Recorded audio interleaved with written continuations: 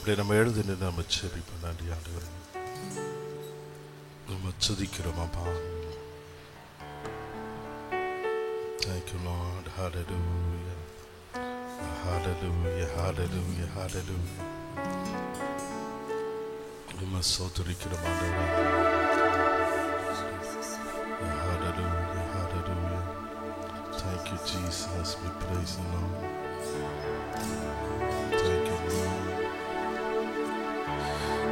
எனக்காக யாவையும் செய்பவரே, செய்து முடித்தவரே,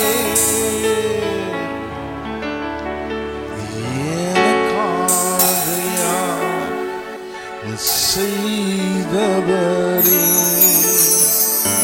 செய்து முடித்தவரே,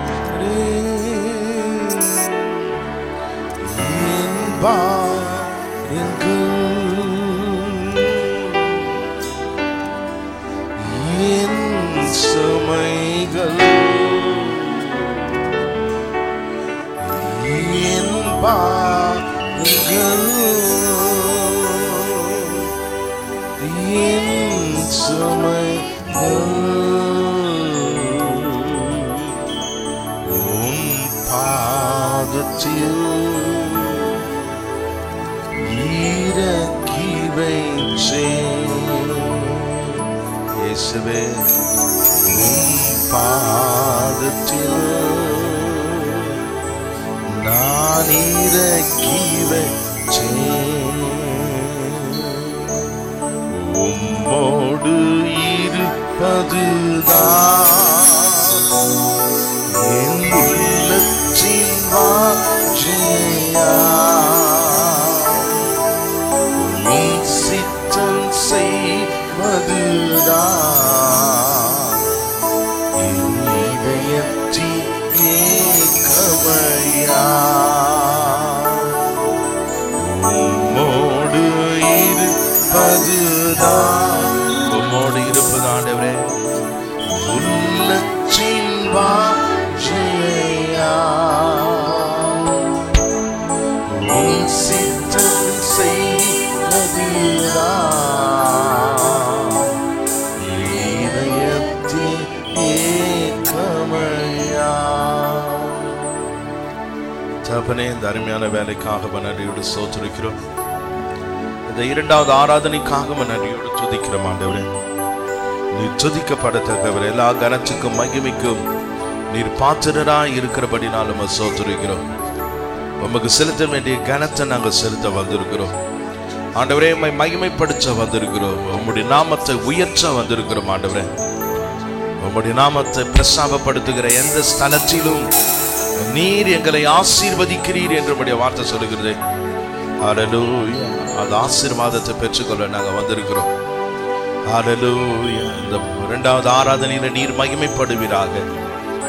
உம்முடைய சித்தம் பரலோகத்தில் செய்யப்படுவது போல பூலோகத்தில் செயல்படும்படிக்காக நாங்கள் ஜெபிக்கிறோம். எல்லா கனத்தையும் மகிமையும் செலுத்துகிறோம். இயேசுவின் நாமத்தில் ஜெபிக்கிறோம் எங்கள் ஜீவன் ஒரு நல்ல பிதாவே. ஆமென். Praise the Lord.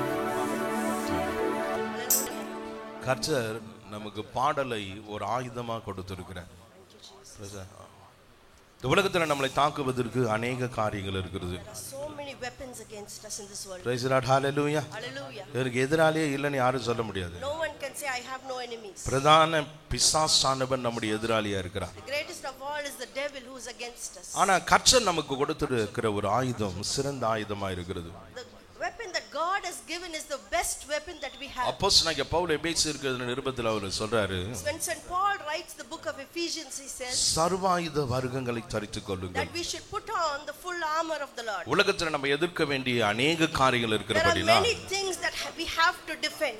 நம்முடைய போராட்டம் மாம்சத்தோடு இரத்தத்தோடு மாத்திரமல்ல, Because we don't wrestle against the flesh and blood. பார்க்கிறோம் அந்தகார சக்திகள் வானமண்டல பொல்லாத ஆவியின் கிரியைகளோடு கூட நமக்கு போராட்டம் உண்டு. But we wrestle against every principality of darkness. ஆனா அவைகள் எல்லாவற்றையும் நம்ம ஜெயிப்பதற்கு But to conquer them all, கர்த்தர் ஆயுதங்களை கொடுத்திருக்கிறார். God has given us weapons. Praise the Lord. Hallelujah. Hallelujah. அவர் கொடுத்த ஆயுதங்களில் ஒரு சிறந்த ஆயுதம் தான் துதி. And one of the best weapons that he has given us is praise. பாடல். Praise. ஆண்டவரை புகழ்வது. To sing unto the Lord. ஆண்டவரை கீர்த்தனம் பண்ணுவது. To worship the Lord and ஆண்டவரை உயர்த்துவது. to exalt his name. Praise இந்த காலை வேளையில அதை தான் நம்ம செய்கிறோம். This is what we do this morning. அவனை இவர் எழுந்து நின்று இந்த பாடலை பாடுவோம். Shall we all raise to our feet to sing this song? பாடுவேன் ஹalleluya என் சத்துருக்கள் முன்னிலையில். The song says, I will raise a hallelujah before my enemies. Praise the Lord. Hallelujah. Hallelujah. நம்முடைய சத்துரு எதிராய் வரும்போது when our enemy comes before us, praise the Lord, நமக்கு கர்த்தர் கொடுத்த ஆயுதத்தை நம்ம பயன்படுத்தணும். we have to utilize the weapon that God has given us. அதுல மேன்மையான ஆயுதம் பாடல். The greatest of all is singing. பாடுகிற நாம் ஜெயம் பெறுவோம். We who sing will overcome. ஆண்டவரை துதிக்கிற நாம் வெற்றி பெறுவோம். We who worship the Lord will prevail. ஆண்டவரை புகழ்கிற நாம் வெட்கப்பட்டு போவதில்லை. We who praise the Lord shall never be put to shame. எனவே இந்த காலை வேளையில நம்ம எல்லாரும் சேர்ந்து இந்த பாடலை பாடுவோம். So let's join together and sing this song. I raise a hallelujah in the presence of my enemies. எல்லாரும் சேர்ந்து இந்த பாடலை பாடுவோம். முதலாவது தமிழ்ல பாடுவோம், அது தொடர்ந்து நம்ம ஆங்கிலத்துல பாடுவோம். அப்படியே கரங்களை தட்டி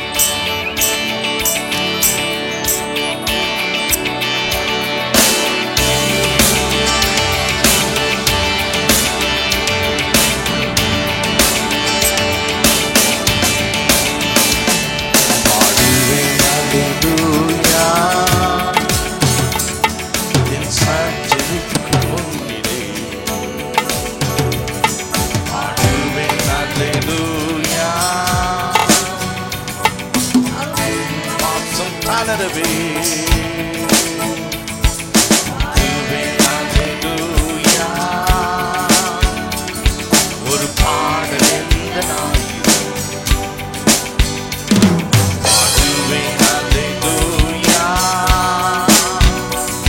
பரலோகம் அறிந்து பேசினேன் கோயிலின் நடுவிலே பாடிடுவேன் ஒவ்வொரு காமியந்திடும் என் துதிகளின் பாடலே சாம்பல் காரியிலே ஒரு நம்பிக்கை பிறக்குதே என் ராஜா வீற்றதே ரட்சி தோல்வியே கோயிலின் நடுவிலே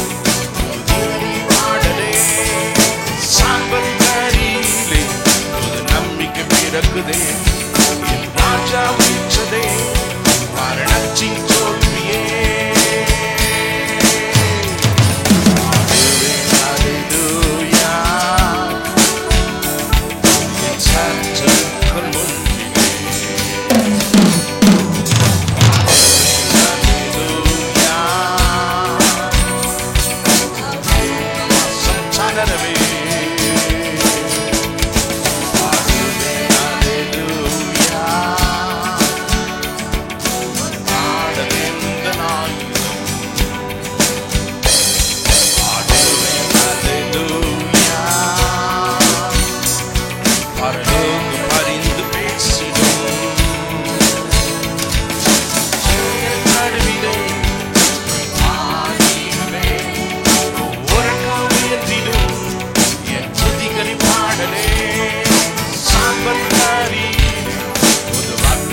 பிறந்ததே, என் ராஜா வீச்சதே, மரணத்தின் தோல்வியே.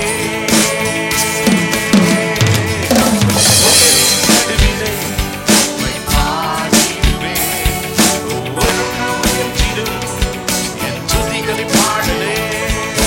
சாம்பல் நதியிலே ஒரு வல்லமை பிறந்ததே, என் ராஜா வீச்சதே, மரணத்தின் தோல்வியே. Hallelujah.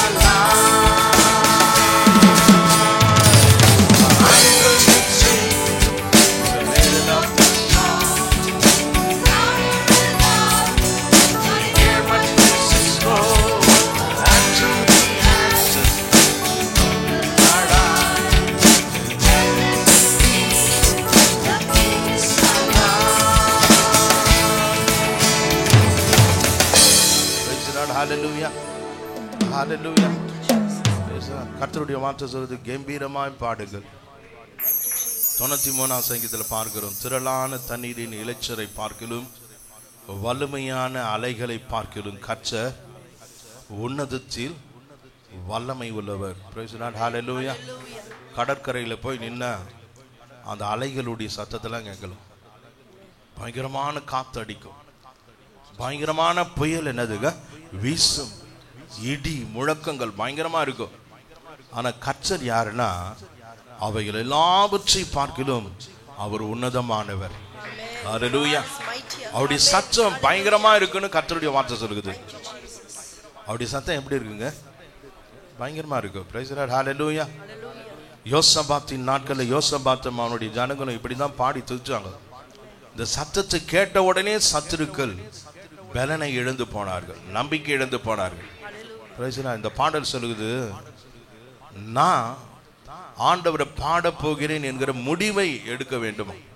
Price the Lord. பிரச்சனைகள் வரும்போது, கஷ்டங்கள் வரும்போது, என்னதான் பிரச்சனை வந்தாலும் கஷ்டம் வந்தாலும் நான் ஆண்டவரை துதிக்க போறேன், நான் ஆண்டவரை ஆராதிக்க போகிறேன், ஆண்டவரை நான் உயர்த்த போகிறேன். என் பிரச்சனைகளை அல்ல, என் கஷ்டங்களை அல்ல, என்னுடைய தோல்வியை அல்ல. இயேசு யார், என் தேவன் யார், அவர் எனக்காக கொடுக்கப்பட்ட அற்புதமான காரியங்கள் என்ன, இந்த ஜனத்தை எனக்கென்று ஏற்படுத்தினேன், இவர்கள் என் துதியை சொல்லி ஆண்டவர் சொல்றார் பாருங்க. அதுக்காக தான் கர்த்தர் நம்மளை ஏற்படுத்தி இருக்கிறார். இஸ்ரவேல் ஜனங்களை கர்த்தரை எதற்காக ஏற்படுத்தினார்னா அவரை பாட, அவரை துதிக்க.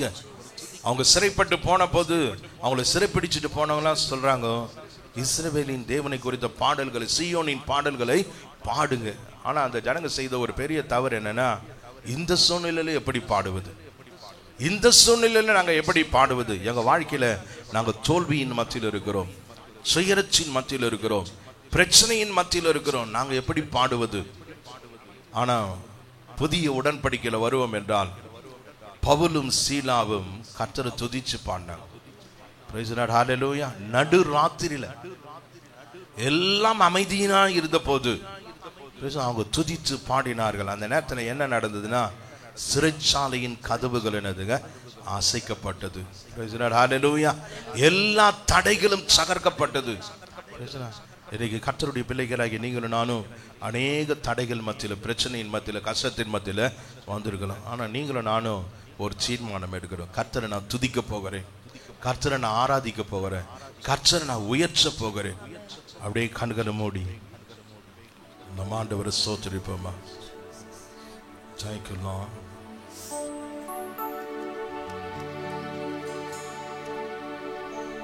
யாக்கோபின் தேவன் என் தேவன், எனக்கென்றும் துணை அவரே, என்னாலும் நடத்துவாரே. யாக்கோபின் தேவன் என் தேவன், எனக்கென்றும் துணை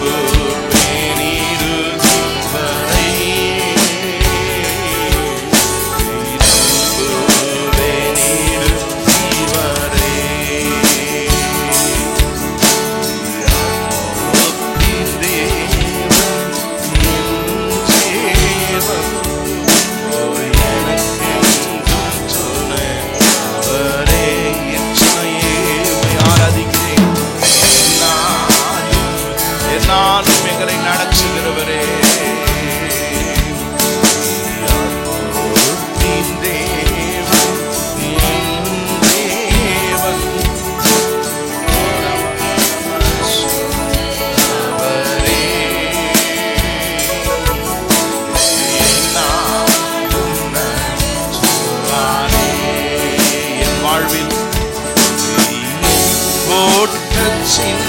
நான் தனிமையில்லை, நேசிச்சவர் என்னை வெறுக்காதவரே உம்மை துதிக்கிறேன். எங்கோ வாழ்க்கை இன்னும் ஓட்டச்சல நாங்கள் தனிமையில ஆண்டவரே, நேசிச்சவர் yes Lord hallelujah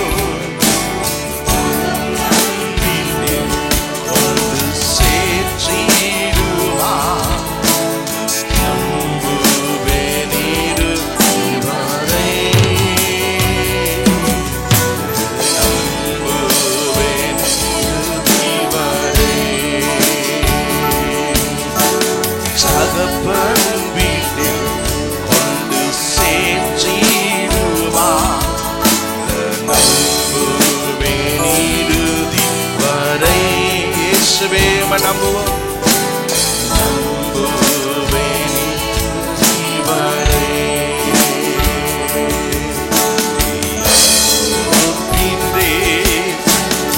என் ஜீவன்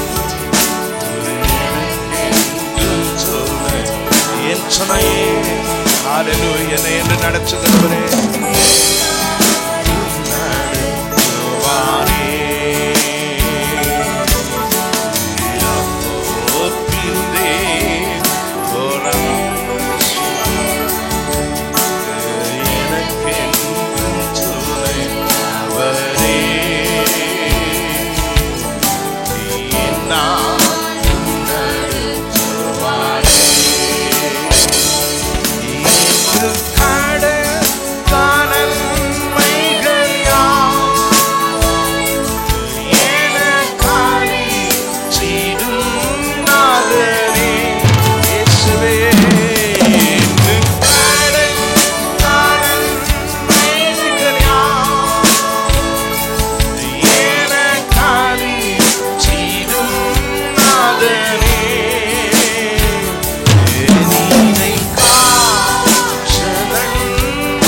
நன்மை செய்தவரே உம்மை ஆராதிக்கிறோம்.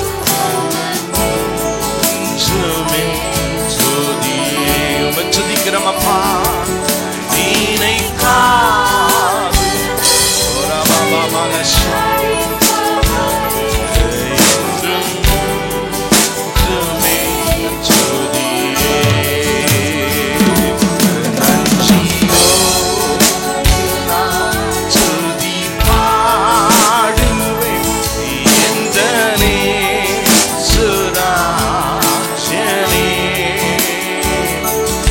எனக்கா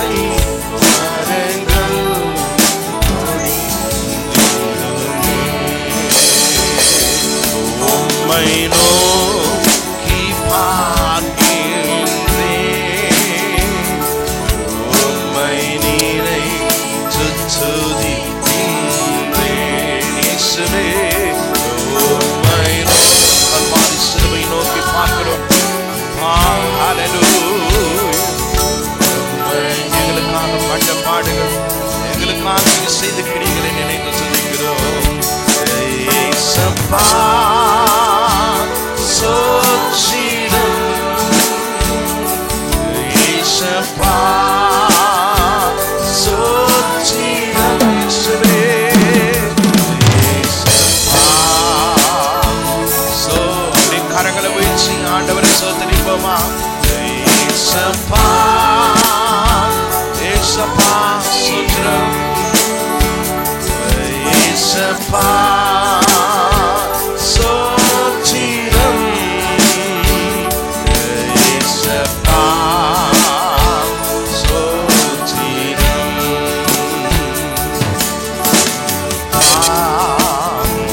சோத்திரம்.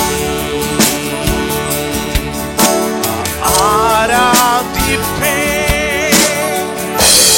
உம்மை நான், ஆராதிப்பேன் உம்மை நான், என் வாழ்வின் நோக்கம் ஆராதிப்பதே.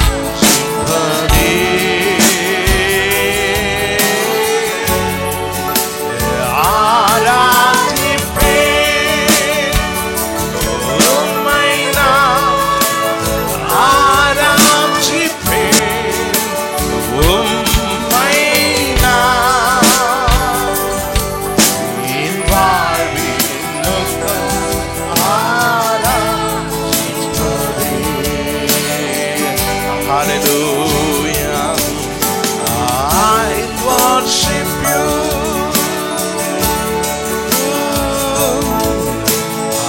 I worship you,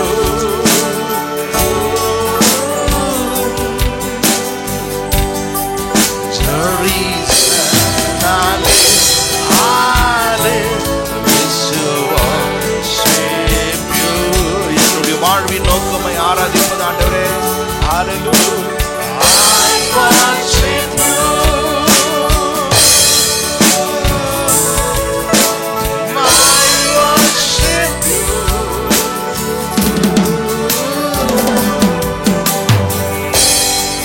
the reason I live is to worship you. The reason I live is to worship. எல்லாரும் சேர்ந்து தமிழ்ல பாடுவோமா. ஹalleluya, ஆராதிப்பேன் ஆண்டவரே, ஆராதிப்பேன் உம்மை நான், ஆராதிப்பேன் உம்மை நான், என் வாழ்வின் நோக்கம் ஆராதிப்பதே.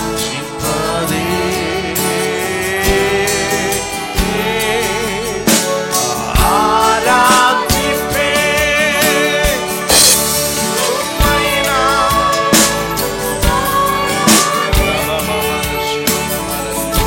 உம்மை நான், என் வாழ்வின் நோக்கம் அப்படியே அபிஷேகம் பெற்ற பிள்ளைகள் ஆவியில் நிரம்பி ஒரு சில நிமிஷங்கள் ஆண்டவரை சோதரிப்போமா. ஹalleluya, ஹalleluya.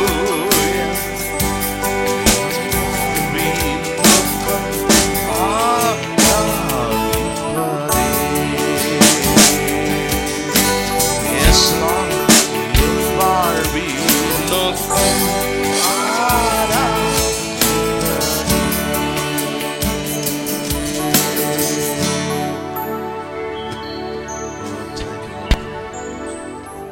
அப்படியே நம்ம அழகால் பாடினோம். என்னுடைய வாழ்வின் பிரதான நோக்கம் உம்மை ஆராதிப்பதப்பா.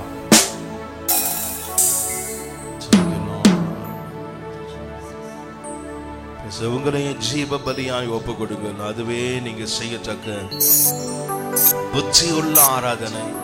ஆண்டவருக்காக வாழ்வது, ஆண்டவருடைய நாமத்தை உயர்த்துவது, அவருடைய சித்தத்தை அறிந்து செயல்படுவது, அவருடைய திட்டத்தையும் நோக்கத்தையும் நம்முடைய வாழ்க்கையில நிறைவேற்றுவது, அதுதான் ஆண்டவருடைய ஆராதனை. இந்த காலை வேளையிலும் உம்முடைய பலத்த கரத்துக்குள் எங்களை சமர்ப்பிக்கிறோம். ஓ, எங்களை வழி நடத்துங்க ஆண்டவரே. Oh, lead us, Lord. Guide us, Lord. Hallelujah. உன் மேல கண்ணை வச்சு நான் உனக்கு ஆலோசனை சொல்லி நீ நடக்க வேண்டிய வழியில நான் உன்னை நடத்துவேன் என்று சொன்னீங்களே. ஓ, நடத்துங்கப்பா, ஒரு வழி நடத்துங்க ஆண்டவரே. ஓ, thank you Lord. துணையாளரே உம் சிறகின் நிழலில் தானே களி கூறுவேன். துணையாளரே உம் சிறகின் நிழலில் தானே களி கூறுவேன், களி கூறுவேன். என் ஜீவமே என் இயேசுவே உம்மையே நேசிக்கிறேன்.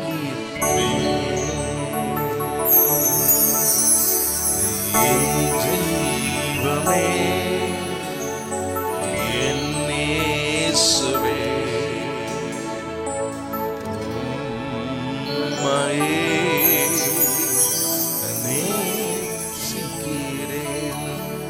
பேதுருவை பார்த்து இயேசு கேட்டார், பேதுருவே என்னில் அன்பாய் இருக்கிறாயா?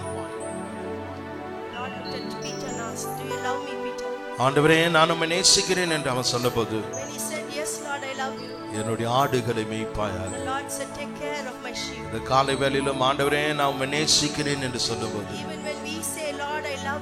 கர்த்தர் நம்மளை பார்த்து சொல்றார், என்னுடைய ஊழியத்தை நிறைவேற்றுவாயாக,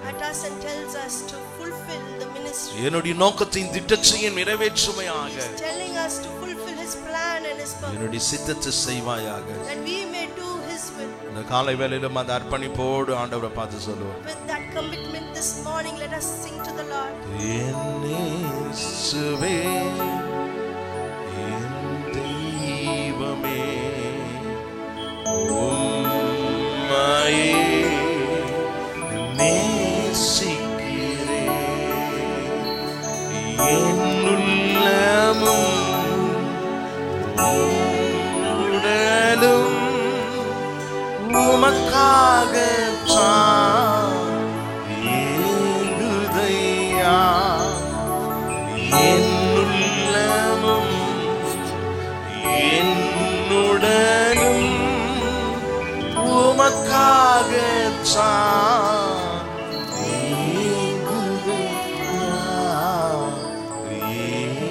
ஏங்குதையா. சகோதரனே, எங்களுடைய ஆவி, எங்களுடைய ஆத்மா, எங்களுடைய சரீரம் எல்லாவற்றையும் இந்த கால வேளையில உம்முடைய கருத்துல அர்ப்பணிக்கிறோம். நீர் எங்களை வழி நடத்துங்க. இந்த ஆராதனையின் மீதியான பகுதிக்காக நம்ம மத்தியில் வந்திருக்கிறதான யூத் ஃபார் கிரைஸ்ட்ல முழு நேர ஊழியக்காரராக இருக்கிற ஊழியக்காரர் முன்பதாக வந்து இந்த ஆராதனையின் மீதியான பகுதிக்காக ஜெபிப்பார்கள்.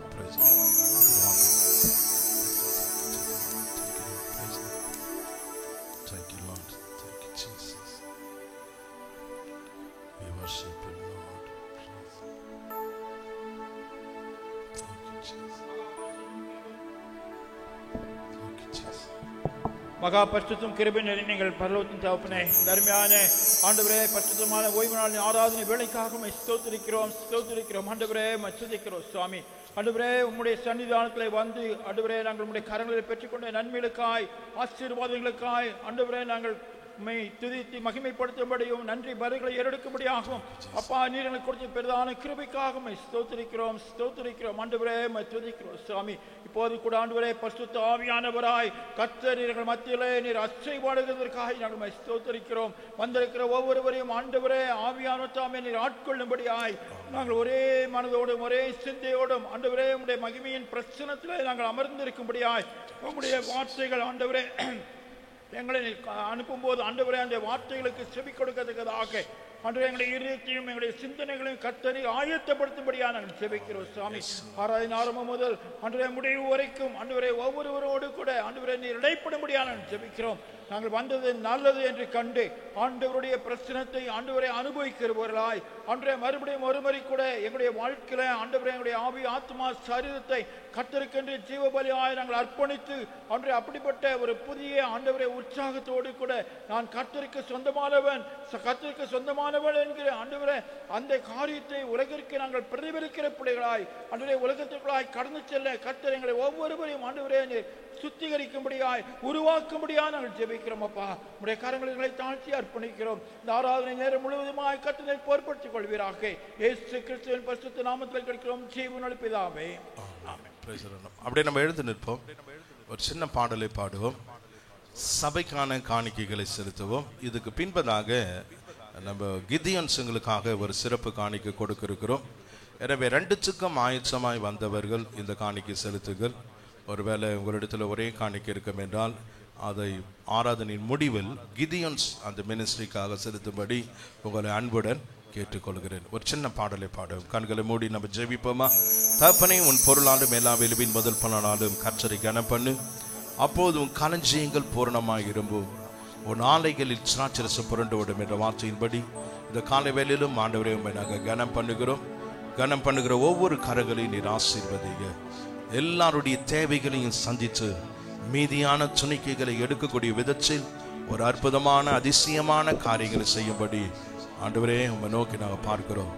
கர்த்ததாமே ஒவ்வொரு பகுதியும் நீர் ஆசீர்வதித்து கொடுக்கிற கரங்களை யாவற்றையும் நீர் பலப்படுத்தும்படிக்காக ஜெபிக்கிறோம். நற்கிரிகளில் சேரினவர்களாய் நம்முடைய ராஜ்யத்துக்கு செய்ய வேண்டிய அனைத்து காரியங்களையும் இன்னும் அதிகமாய் செய்ய நம்முடைய பிள்ளைகளுடைய கைகளின் பிரயாசங்களை ஆசீர்வதிங்க. இயேசுவின் நாமத்தில் ஜெபிக்கிறோம் எங்கள் ஜீவனோட நல்ல பிதாவே, ஆமென். ஒரு சின்ன பாடலை பாடுவோம். அப்போது முன்பதாக வந்து காணிக்கை படைப்போம். இந்த ஆராதனையின் கடைசி பகுதியில் கிதியன்ஸ் மினிஸ்ட்ரிக்காக நமக்கு ஒரு சிறப்பான காணிக்கை எடுக்க இருக்கிறோம். அதற்காகவும் ஆயத்தமாக இருக்கும்படி உங்களை அன்புடன் கேட்டுக்கொள்கிறோம்.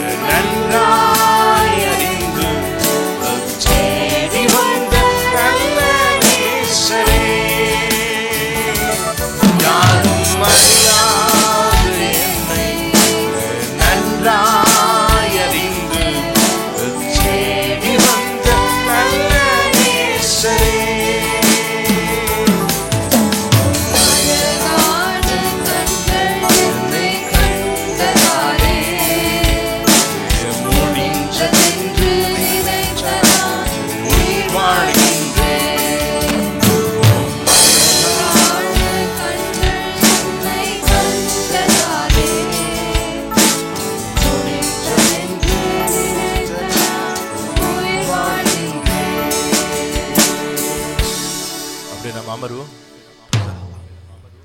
இந்த காலை வேளையிலும் நம் கிடியோன் சண்டேவை அனுசரித்து கொண்டு இருக்கிறோம். முதல் ஆராதனையிலும் இது இரண்டாவது ஆராதனையிலும் கர்த்தருடைய வார்த்தையை பகிர்ந்து கொண்டு நம்மோடு கூட கர்த்தருடைய ஆசீர்வாதத்தை வழங்கும்படி டாக்டர் ஜான் ஆர்த்தர் பாஸ்கர் நம்ம மத்தியில் வந்திருக்கிறார். Praise the lord. ஹல்லேலூயா. கரங்களை தட்டி நம்ம ஆண்டவரை மகிமைப்படுத்துவோமா? ஹல்லேலூயா, ஹல்லேலூயா. ரொம்ப பிஸியான டாக்டர், ஆனாலும் 6 நாட்கள் தன்னுடைய மருத்துவ பணியில் ஈடுபட்டாலும் இந்த ஒரு நாள் கர்த்தருடைய ஊழியத்தை செய்ய வேண்டும் என்று அர்ப்பணித்து அநேக திருச்சபைகளில் இந்த கிதியோன் மினிஸ்ட்ரியை செய்து கொண்டு வருகிறார்கள். அது மாத்திரமல்ல, பிஸ்னஸ்மேன் ஃபெலோஷிப் என்கிறதான அந்த ஒரு ஃபெலோஷிப்பை நடத்தி கொண்டு வருகிறாங்க. எனவே இந்த நாளிலும் கூட கர்த்ததாமே அவர்களை ஆசீர்வதிப்பார்கள். கரங்களை தட்டி நம்ம முன்பதாக அவரை வரவேற்போம். Praise the lord. ஹல்லேலூயா. ஒரு நார்த்திகன் இப்படியாக கேட்டானா, இயேசு குருடர்களுக்கு பார்வை கொடுக்கிறார், செவிடர்களுக்கு செவிகளை திறக்கிறார், முடவர்களை நடக்க செய்கிறார் என்றால் கிறிஸ்தவ ஹாஸ்பிட்டல் எதற்கு, கிறிஸ்தவ மருத்துவர்கள் எதுக்குன்னு கேட்டாங்களாம். எல்லா கேள்விக்கும் வேதத்தில் பதில் இருக்கிறது. Praise the lord. ஹல்லேலூயா. ஆண்டவருடைய கிருபையை நம்ம எடுத்துக்கொள்ளும் என்றால் 2 விதமான கிருபை. ஒன்று காமன் கிரேஸ், ஒன்று என்னதுங்க? Special grace. பொதுவான கிருபை, விசேஷித்த கிருபை. இந்த பொதுவான கிருபையை நம்ம பார்க்கும்போது வேதத்தில் பார்க்கிறோம், நல்லவன் கெட்டவன் என்று பாராம எல்லாருக்கும் சூரியனை உதிக்கப்படுறாராம். Price the lord. ஹல்லேலூயா. ஆண்டவர் எவ்வளவு நல்லவர் பாருங்க. அவன் நல்லவனோ கெட்டவனோ எல்லாருக்கும் சூரியனை உதிக்க பண்ணுகிறார், எல்லாருக்கும் மழையை வர்ஷிக்க பண்ணுகிறார். ஏன் கிறிஸ்தவத்துல நம்ம மருத்துவமனைகள் மருத்துவ தொழிலாம் செய்யறோம்னா பொதுவான கிருபையை இந்த உலகத்துக்கு வெளிப்படுத்தும்படி. Price the lord. ஹல்லேலூயா, ஹல்லேலூயா. ஹாஸ்பிட்டலுக்கு போனா டாக்டர் ட்ரீட்மெண்ட் கொடுத்தா நல்லவனோ கெட்டவனோ எல்லாரும் சுகமாகறாங்க. Price the lord. ஹல்லேலூயா. நல்லவன் கெட்டவன் என்று பாராமல் மருந்து வேலை செய்யுது. Praise the lord. ஹல்லேலூயா. ஆண்டவர் கிருபை செய்கிறார்.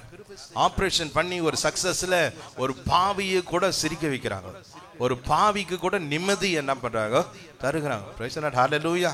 இந்த காமன் கிரேஸ் இந்த உலகத்துக்கு வெளிப்படுத்தும்படிக்காக தான் கர்த்தர் மருத்துவத்துறையை வைத்திருக்கிறார், மருத்துவமனைகளை வைத்திருக்கிறார். Praise the lord. ஹல்லேலூயா.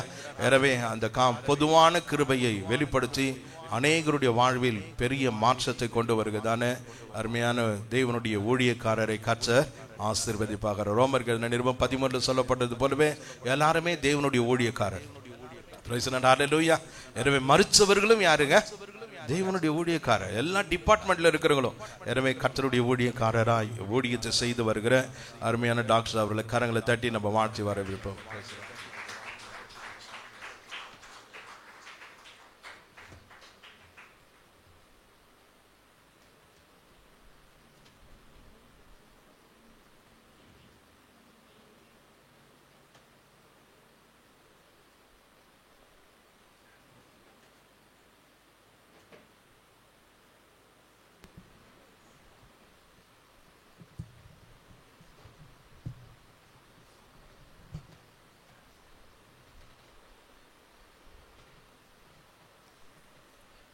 கர்த்தருக்குள் பிரியமானவர்களே, இந்த அருமையான ஞாயிற்றுக்கிழமை காலை நேரத்தில் உங்கள் அனைவரையும் கர்த்தராகிய இயேசு கிறிஸ்து நாமத்தினாலே வாழ்த்துகின்றேன், ஆசீர்வதிக்கின்றேன். அது மட்டுமல்லாமல் Gideon international in India Erode கிளையின் சார்பாக எங்களுடைய ஆசீர்வாதத்தையும் எங்களுடைய அன்பையும் நாங்கள் பகிர்ந்து கொள்கின்றோம். எங்களுடைய கிடியோன் இன்டர்நேஷ்னல் மினிஸ்ட்ரியை மிகவும் விரும்பி ஆதரித்து வருகின்ற போதகர் ஐயா அவர்களுக்கும் அம்மா அவர்களுக்கும் மற்றும் சபை மக்களாகிய உங்கள் அனைவருக்கும் கிடியோன் இன்டர்நேஷ்னல் ஈரோடு கேம்பின் சார்பாக எங்களுடைய நன்றியை நான் தெரிவித்துக் கொள்கின்றேன். இந்த சபை எங்களுடைய ஊழியத்தை மட்டும் தாங்காமல் எங்கள் ஊழியத்துக்கென்று ஆட்களையும் கொடுத்துருக்கிறீங்க, அதற்காகவும் நான் நன்றி தெரிவித்துக் கொள்கின்றேன்.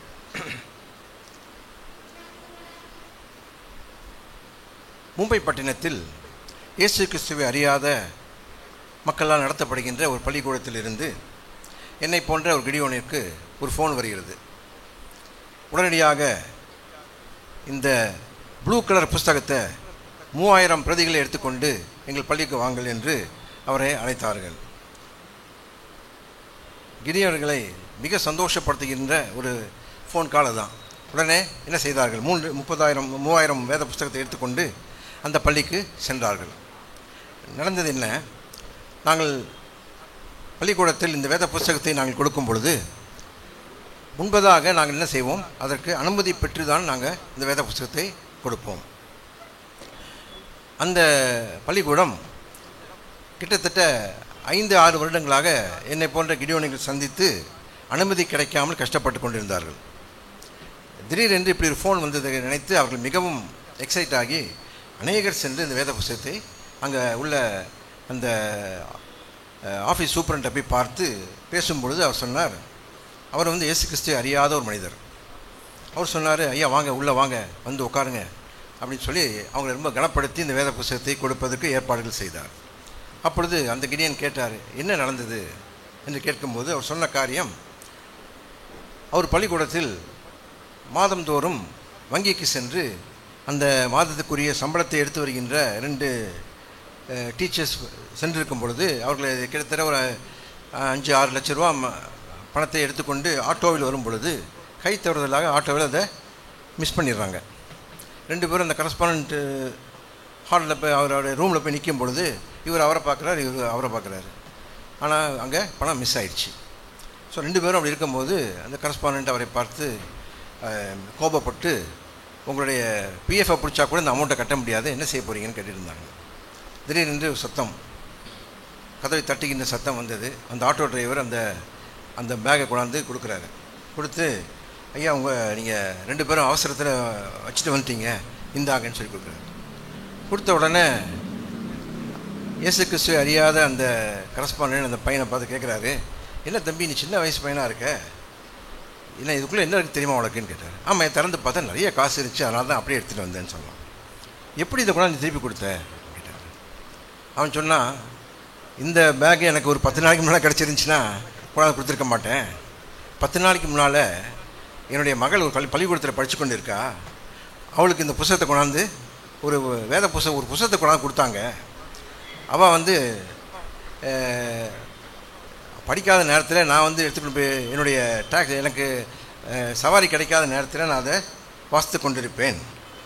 அப்படி வாசிக்கும்போது ஒரு வசனம் ஐயா என்னை அப்படியே குத்திடுச்சு, அதனால் கொண்டாந்து கொடுத்துட்டேன் அப்படின்னாரா. என்ன வசனம் தெரியுமா அது? எபேசியர் 13:5. எபேசியர் 13:5. நீங்கள் பண ஆசை இல்லாதவர்களாய் நடந்து உங்களுக்கு இருக்கிறவைகள் போதுமென்று எண்ணுங்கள், நான் உன்னை விட்டு விலகுவதும் இல்லை, உன்னை கைவிடுவதும் இல்லை என்று அவர் சொல்லியிருக்கிறாரே.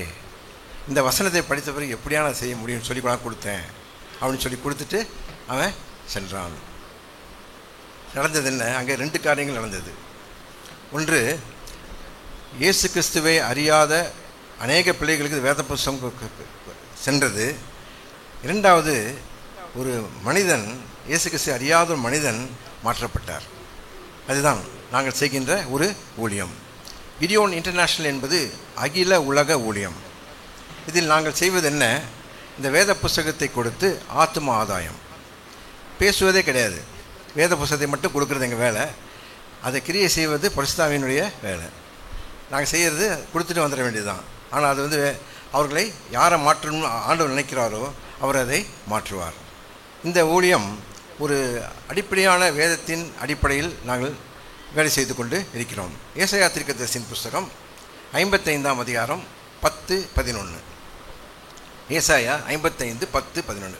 மாரியும் உறைந்த மழையும் வானத்திலிருந்து இறங்கி பூமி நிலைக்கும்படி செய்து விதைக்கிறவனுக்கு விதையையும் புசிக்கிறவனுக்கு ஆகாரத்தையும் கொடுக்கறது எப்படியோ அப்படியே என் வாயிலிருந்து புறப்படும் வசனமும் இருக்கும். அது வெறுமையாய் திரும்பாமல் நான் அனுப்பின காரியம் ஆகும்படி வாய்க்கும். கர்த்தருக்குள் பிரியமானவர்களே, இதுதான் நாங்கள் செய்வது. நாங்கள் என்ன செய்கின்றோம்? இந்த வேத புஸ்தகத்தை பள்ளிக்கூடங்கள், மருத்துவமனைகள், கல்லூரிகள், இராணுவம், தீயணைக்கும் நிலையம், அப்புறம் வந்து இந்த study centres, NEET examination centre, NEET coaching centre போன்ற இடங்களில் நாங்கள் அனுமதி பெற்று இந்த ஊழியத்தை நாங்கள் செய்து கொண்டிருக்கிறோம். எங்களுடைய ஒரே ஆசை, அனைவரும் வேத புஸ்தகத்தை சென்று அடைய வேண்டும் என்று. இதுதான் எங்களோட முக்கியமான நோக்கம். ஆத்தும ஆதாயம் தான் எங்களுடைய நோக்கம். 2வது ஒன்று இருக்குது. இது போன்ற ஆலயங்களுக்கு சென்று எங்கள் ஊழியத்தை குறித்து நாங்கள் பகிர்ந்து கொள்கின்றோம். ஏனென்றால் எங்களுடைய ஊழியம் சபைகளின் நீட்டப்பட்ட ஒரு கரம், extended arm of the church. எங்களுக்கென்று ஒரு ஆலயம் கிடையாது. நாங்கள்லாம் பலதரப்பட்ட பிரிவிலிருந்து வந்தவர்கள். நாங்கள் எல்லாம் ஒன்றாக இணைந்து இந்த ஊழியத்தை நாங்கள் செய்து கொண்டு இருக்கின்றோம். இந்த ஊழியத்தை பற்றி சொல்ல வேண்டுமென்றால் இது ஒரு பயனுள்ள, மிகவும் விரிவான, நன்றாக ஒருங்கிணைந்த வேதாகம விநியோக நெட்வொர்க். எங்களுக்கு ஒரே வேலை என்ன? வேதாகமத்தை விநியோகம் பண்ணணும், அவ்வளோதான். அது புதிய ஏற்பாடை மட்டும். கிட்டத்தட்ட 2 பில்லியன் வேத புஸ்தகங்களை நாங்கள் இது வரைக்கும் உலகம் முழுவதும் கொடுத்துருக்குறோம். நாங்களாம் யார் தெரியுமா? நாங்கள்லாம் ஒரு தொழில் செய்பவர்கள். நாங்கள்லாம் ப்ரொஃபஷனல்ஸ். நான் வந்து ஒரு தொழிலில் இருக்கேன். இப்போ ராஜா தீமூர்த்தி வந்திருக்காங்க. அந்த மாதிரி எங்கள் ஊழிய தொழிலில் இருக்கிறவங்கெல்லாம் ஒரு தொழில் செஞ்சு நாங்கள் ரிட்டையர் ஆனவங்களும் இருக்கிறோம், தொழில் செய்துக்கிட்டு இருக்கிறோம். ஏன்னா எங்களுக்கு வந்து இது கொடுக்கின்ற ஒரு ஊழியம். நேரத்தை கொடுக்க வேண்டும், பொருளாதாரத்தை கொடுக்க வேண்டும், அவருக்கென்று நாம் ஓட வேண்டும். இது போன்ற எண்ணம் உள்ளவர்களால் இணைந்து செயல்படுகின்ற ஒரு ஊழியம். இந்த ஊழியத்தில் இருக்கிறவங்க பேர் தான் கிதியோன்கள் பேர். எங்களுடைய மனைவிமாருக்கு ஆக்சலரிஸ் என்று பேர். குடும்ப ஊழியம். யூஸ்வலாக எங்கள் கூட வருவாங்க. இன்றைக்கி கொஞ்சம் வர முடியாமல் போயிடுச்சு அவங்களுக்குலாம். இந்நேரம் உட்காந்து ஜெபிச்சிட்டு இருப்பாங்க, நல்லபடியாக நடக்கணும் என்று. இந்த ஊழியம் 1898 ஆண்டு ஆரம்பிக்கப்பட்டது. 125 ஆண்டுகளுக்கு முன்பாக ஆரம்பிக்கப்பட்டது. 199 நாடுகளில் நடைபெற்று கொண்டிருக்கிறது. 109 மொழிகளில் இந்த வேத புஸ்தகத்தை நாங்கள் பிரிண்ட் பண்ணுகிறோம். அகில உலக எழுதியில் கொடுத்து கொண்டிருக்கிறோம். இந்தியாவில் மட்டும் 25 மொழியில் பிரிண்ட் பண்ணியிருக்கிறோம், கொடுத்து கொண்டு கொண்டிருக்கிறோம். சரியா? இந்தியா முழுவதும் 1012 கிதியோன் கேம்ப் இருக்குது. ஒவ்வொரு 12 கேம்ப்ஸ் இருக்குது. தமிழ்நாட்டில் மட்டும் 106 கேம்ப். இப்போ 107வது கேம்ப் பட்டுக்கோட்டையில் ஆரம்பிச்சிருக்காங்க. ஸோ இப்படி இந்த ஊழியம் வளர்ந்து கொண்டே இருக்கிறது. இந்த ஊழியம் எப்படி ஆரம்பிக்கப்பட்டது? 2 business people, John Nicholson, Samuel Hill என்கின்ற 2 பிஸ்னஸ் பீப்புள் அநேக இடங்களுக்கு பிஸ்னஸ் காரியமாக செல்வார்கள். அப்பொழுது என்ன செய்வாங்க? ஹோட்டலில் தங்குவாங்க. ஹோட்டலில் என்ன இருக்கும்? கேளிக்கைகள் தான் இருக்கும். ஆனால் இவங்க 2 பேரும் இயேசு கிறிஸ்துவை அறிந்தவர்கள். 2 பேரும் சேர்ந்து தங்க வேண்டிய சூழ்நிலை ஏற்பட்டுச்சு. ரூம்ஸ் இல்லாதனால 2 பேரும் சேர்த்து ஒரே ரூமில் போட்டுறாங்க. 2 பேரும் சேர்ந்து என்ன பண்ணுறாங்க? 2 பேரும் ஜெபிக்க ஆரம்பிக்கிறாங்க. அந்த ஜெபிக்கும் போது அவங்களுக்குள்ள ஒரு சந்தோஷம். அவங்க அப்போ நினச்சி பார்க்குறாங்க, இந்த மாதிரி சந்தோஷத்தை நம்மளை மாதிரி வருகின்ற பிஸ்னஸ் பீப்புள் கொடுக்கலாமே, ஏன் வீணாக கேளிக்கையில் அவங்க இடத்த விட்டுருக்காங்க, நேரத்தை சாலிச்சிட்ருக்காங்களேன்னு சொல்லி அவங்க 2 பேரும் சேர்ந்து ஜெபிக்கிறாங்க. அதற்காக ஒரு கூட்டம் போடுறாங்க. அவங்க ஃப்ரெண்ட்ஸ் எல்லாம் கூப்பிட்றாங்க, இப்படி செய்யலாமான்னு கேட்குறதுக்கு. பெரிய மீட்டிங் அரேஞ்ச் பண்ணி கிட்டத்தட்ட ஒரு 200 பேர் வருவாங்கன்னு நினைக்கிறாங்க. எத்தனை பேர் வந்திருப்பாங்கன்னு நினைக்கிறீங்க? ஒரே ஒருத்தர் தான் வந்தார். அவர் பேர் வில்லியம் ஜே நைட்.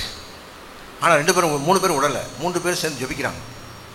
10 வருடங்கள் கழித்து 1908ஆம் ஆண்டு முடிவு பண்ணுறாங்க, நம்ம என்ன செய்யலாம், இது போன்ற முழு வேத புஸ்தகத்தை பெரிய பெரிய ஹோட்டலில் இருக்கிற ரிசப்ஷன் ஹாலில் போய் வைக்கலாம் அப்படின்னு சொல்லி டிசைட் பண்ணி என்ன செய்கிறாங்க, கொண்டு போய் வைக்கிறாங்க. அப்படி தான் 1908ஆம் ஆண்டு 25 ஹோட்டலில் வேத புஸ்தகத்தை வைத்தார்கள். வைத்து அவங்க செய்த காரியம் என்ன? இது போன்ற ஆலயங்களுக்கு சென்று போதர்களை மீட் பண்ணும்பொழுது அவங்க சொன்னாங்க, நாங்கள் சப்போர்ட் பண்ணுறது இந்த மினிஸ்ட்ரின்னு சொல்லி. அதன் மூலமாக இந்த ஊழியம் இப்பொழுது வளர்ந்து 124 ஆண்டுகள் செழித்து சென்று கொண்டே இருக்கிறது. அப்படிப்பட்ட ஒரு ஊழியம். இந்த ஊழியத்துக்கு என்ன பெயர் வைக்கலான்னு யோசித்தாங்க. அப்போ தான் அவங்களுக்கு நம்ம வேத புஸ்தகத்தில் நியாயாதிபதிகள்னு பகுதி இருக்குது. அதில் வீட்டில் போய் வாசித்து பாருங்கள், 6-7 அத்தியாயம் சாப்டர்ஸ். அதில் கிதியோன் என்ற ஒரு கேரக்டர் இருக்குது. அவருடைய கேரக்டர் இந்த கிதியோனில் இருக்கிறவங்கக்கிட்ட இருக்கணும் அப்படின்னு அவங்க விரும்பினாங்க. அவள் என்ன? முதலாவது தாழ்மை. இந்த ஊழியத்தில் போகும்போது நிறைய சிக்கல்கள் உண்டு. அப்போ நம்ம என்ன ரொம்ப அவங்கள்ட்ட பணிந்து போக வேண்டும். கான்ஃபரன்டேஷன் நாங்கள் பண்ணுறது கிடையாது. எங்கே போய் போனாலும் பிரச்சனைலாம் உடனே வந்துடும். விசுவாசம், இது விசுவாசம் நடக்கின்ற ஊழியம். ஐயோ ஏதாவது பண்ணிடுவாங்கன்னு நினச்சா போக முடியாது. அப்புறம் ஆண்டோட சித்தத்துக்கு கீழ்ப்படிய வேண்டும். இது நம்ம வாஸ்து பார்த்திங்கன்னா நம்ம இந்த கிதியோன் வாழ்க்கையில் பார்க்க முடியும். அப்படிப்பட்டவர்கள் இணைந்து இந்த ஊழியத்தை செய்ய வேண்டும் என்று அதன் அடிப்படையில் இந்த ஊழியம் ஆரம்பிக்கப்பட்டது. கடந்த வருடம் 2023-24 6.75 கோடி வேத புஸ்தகத்தை உலகம் முழுவதுமாக கொடுத்தோம். இந்தியாவில் மட்டும் 65 லட்சம் வேத புஸ்தகத்தை கொடுத்தோம். ஈரோட்டில் 25,000 வேத புஸ்தகத்தை நாங்கள் கொடுக்க ஆண்டவர் கிருபை செய்தார். இந்த ஊழியம் ஒரு தெளிவான ஊழியம், வெரி கிளியர் மினிஸ்ட்ரி, ஒரு தனித்தன்மை வாய்ந்த ஒரு ஊழியம், இட்ஸ் யூனிக் மினிஸ்ட்ரி, சிக்கல் இல்லாத ஊழியம். அது மட்டுமல்லாமல் சாதாரணமான ஒரு ஊழியம். தேவை என்ன? 2 கைகள் மட்டும் போதும். ஆண்டவருக்காக வேதத்தை கொடுக்குற கைகள் உள்ளவர்கள் இணைந்து செயல்படலாம். நான் என்ன சொன்னேன், 1908ஆம் ஆண்டு தான் இந்த வேத புஸ்தகத்தை நாங்கள் எங்கே வச்சோம், ஃபஸ்ட்டு பைபிளில் பைபிள் பிளேஸ்மெண்ட் இன் தி ஹோட்டல்ஸ் நடந்தது. அது அப்படியே வளர்ந்து 1916ஆவது வருடம் மருத்துவமனைகளுக்கு வைக்க ஆரம்பித்தோம். 1941ஆவது வருடம் இராணுவத்தில் இதை கொடுக்க நாங்கள் ஆரம்பித்தோம். அப்படியே இருந்தது. 1946 முதல் பள்ளிக்கூடத்தில் சின்ன குழந்தைகளும் இயேசு கிறிஸ்துவை தெரிந்து கொள்ள வேண்டும் என்ற அடிப்படையில் அதை செய்து கொண்டு இருக்கின்றோம். இப்படியே வளர்ந்து கொண்டே வந்த எங்கள் ஊழியம் 57ஆம் ஆண்டு சிறைச்சாலைகளுக்கு சென்றது. அது மட்டுமல்லாமல் 1972 முதல் கல்லூரியில் படிக்கின்ற பிள்ளைகளுக்கு இங்கிலீஷில் சின்ன புஸ்தகத்தை நாங்கள் கொடுக்க ஆரம்பித்தோம். இப்படி எங்கள் ஊழியம் வளர்ந்து கொண்டே இருக்கிறது. முக்தார் அகமது என்கின்ற ஒரு இஸ்லாமிய மாணவர் 9வது படிக்கும் பொழுது அவருக்கு இந்த பணி ஒரு வேத புஸ்தகத்தை ஒரு ஸ்கூலில் கொடுக்குறாங்க. அவரை வாங்கி வைத்து கொண்டு அவருக்கு அதில் அப்போ நாட்டமே இல்லை. என்ன செய்கிறாரு, அதை தூக்கி ஒரு கபோர்டில் போட்டு பூட்டிடுறாரு.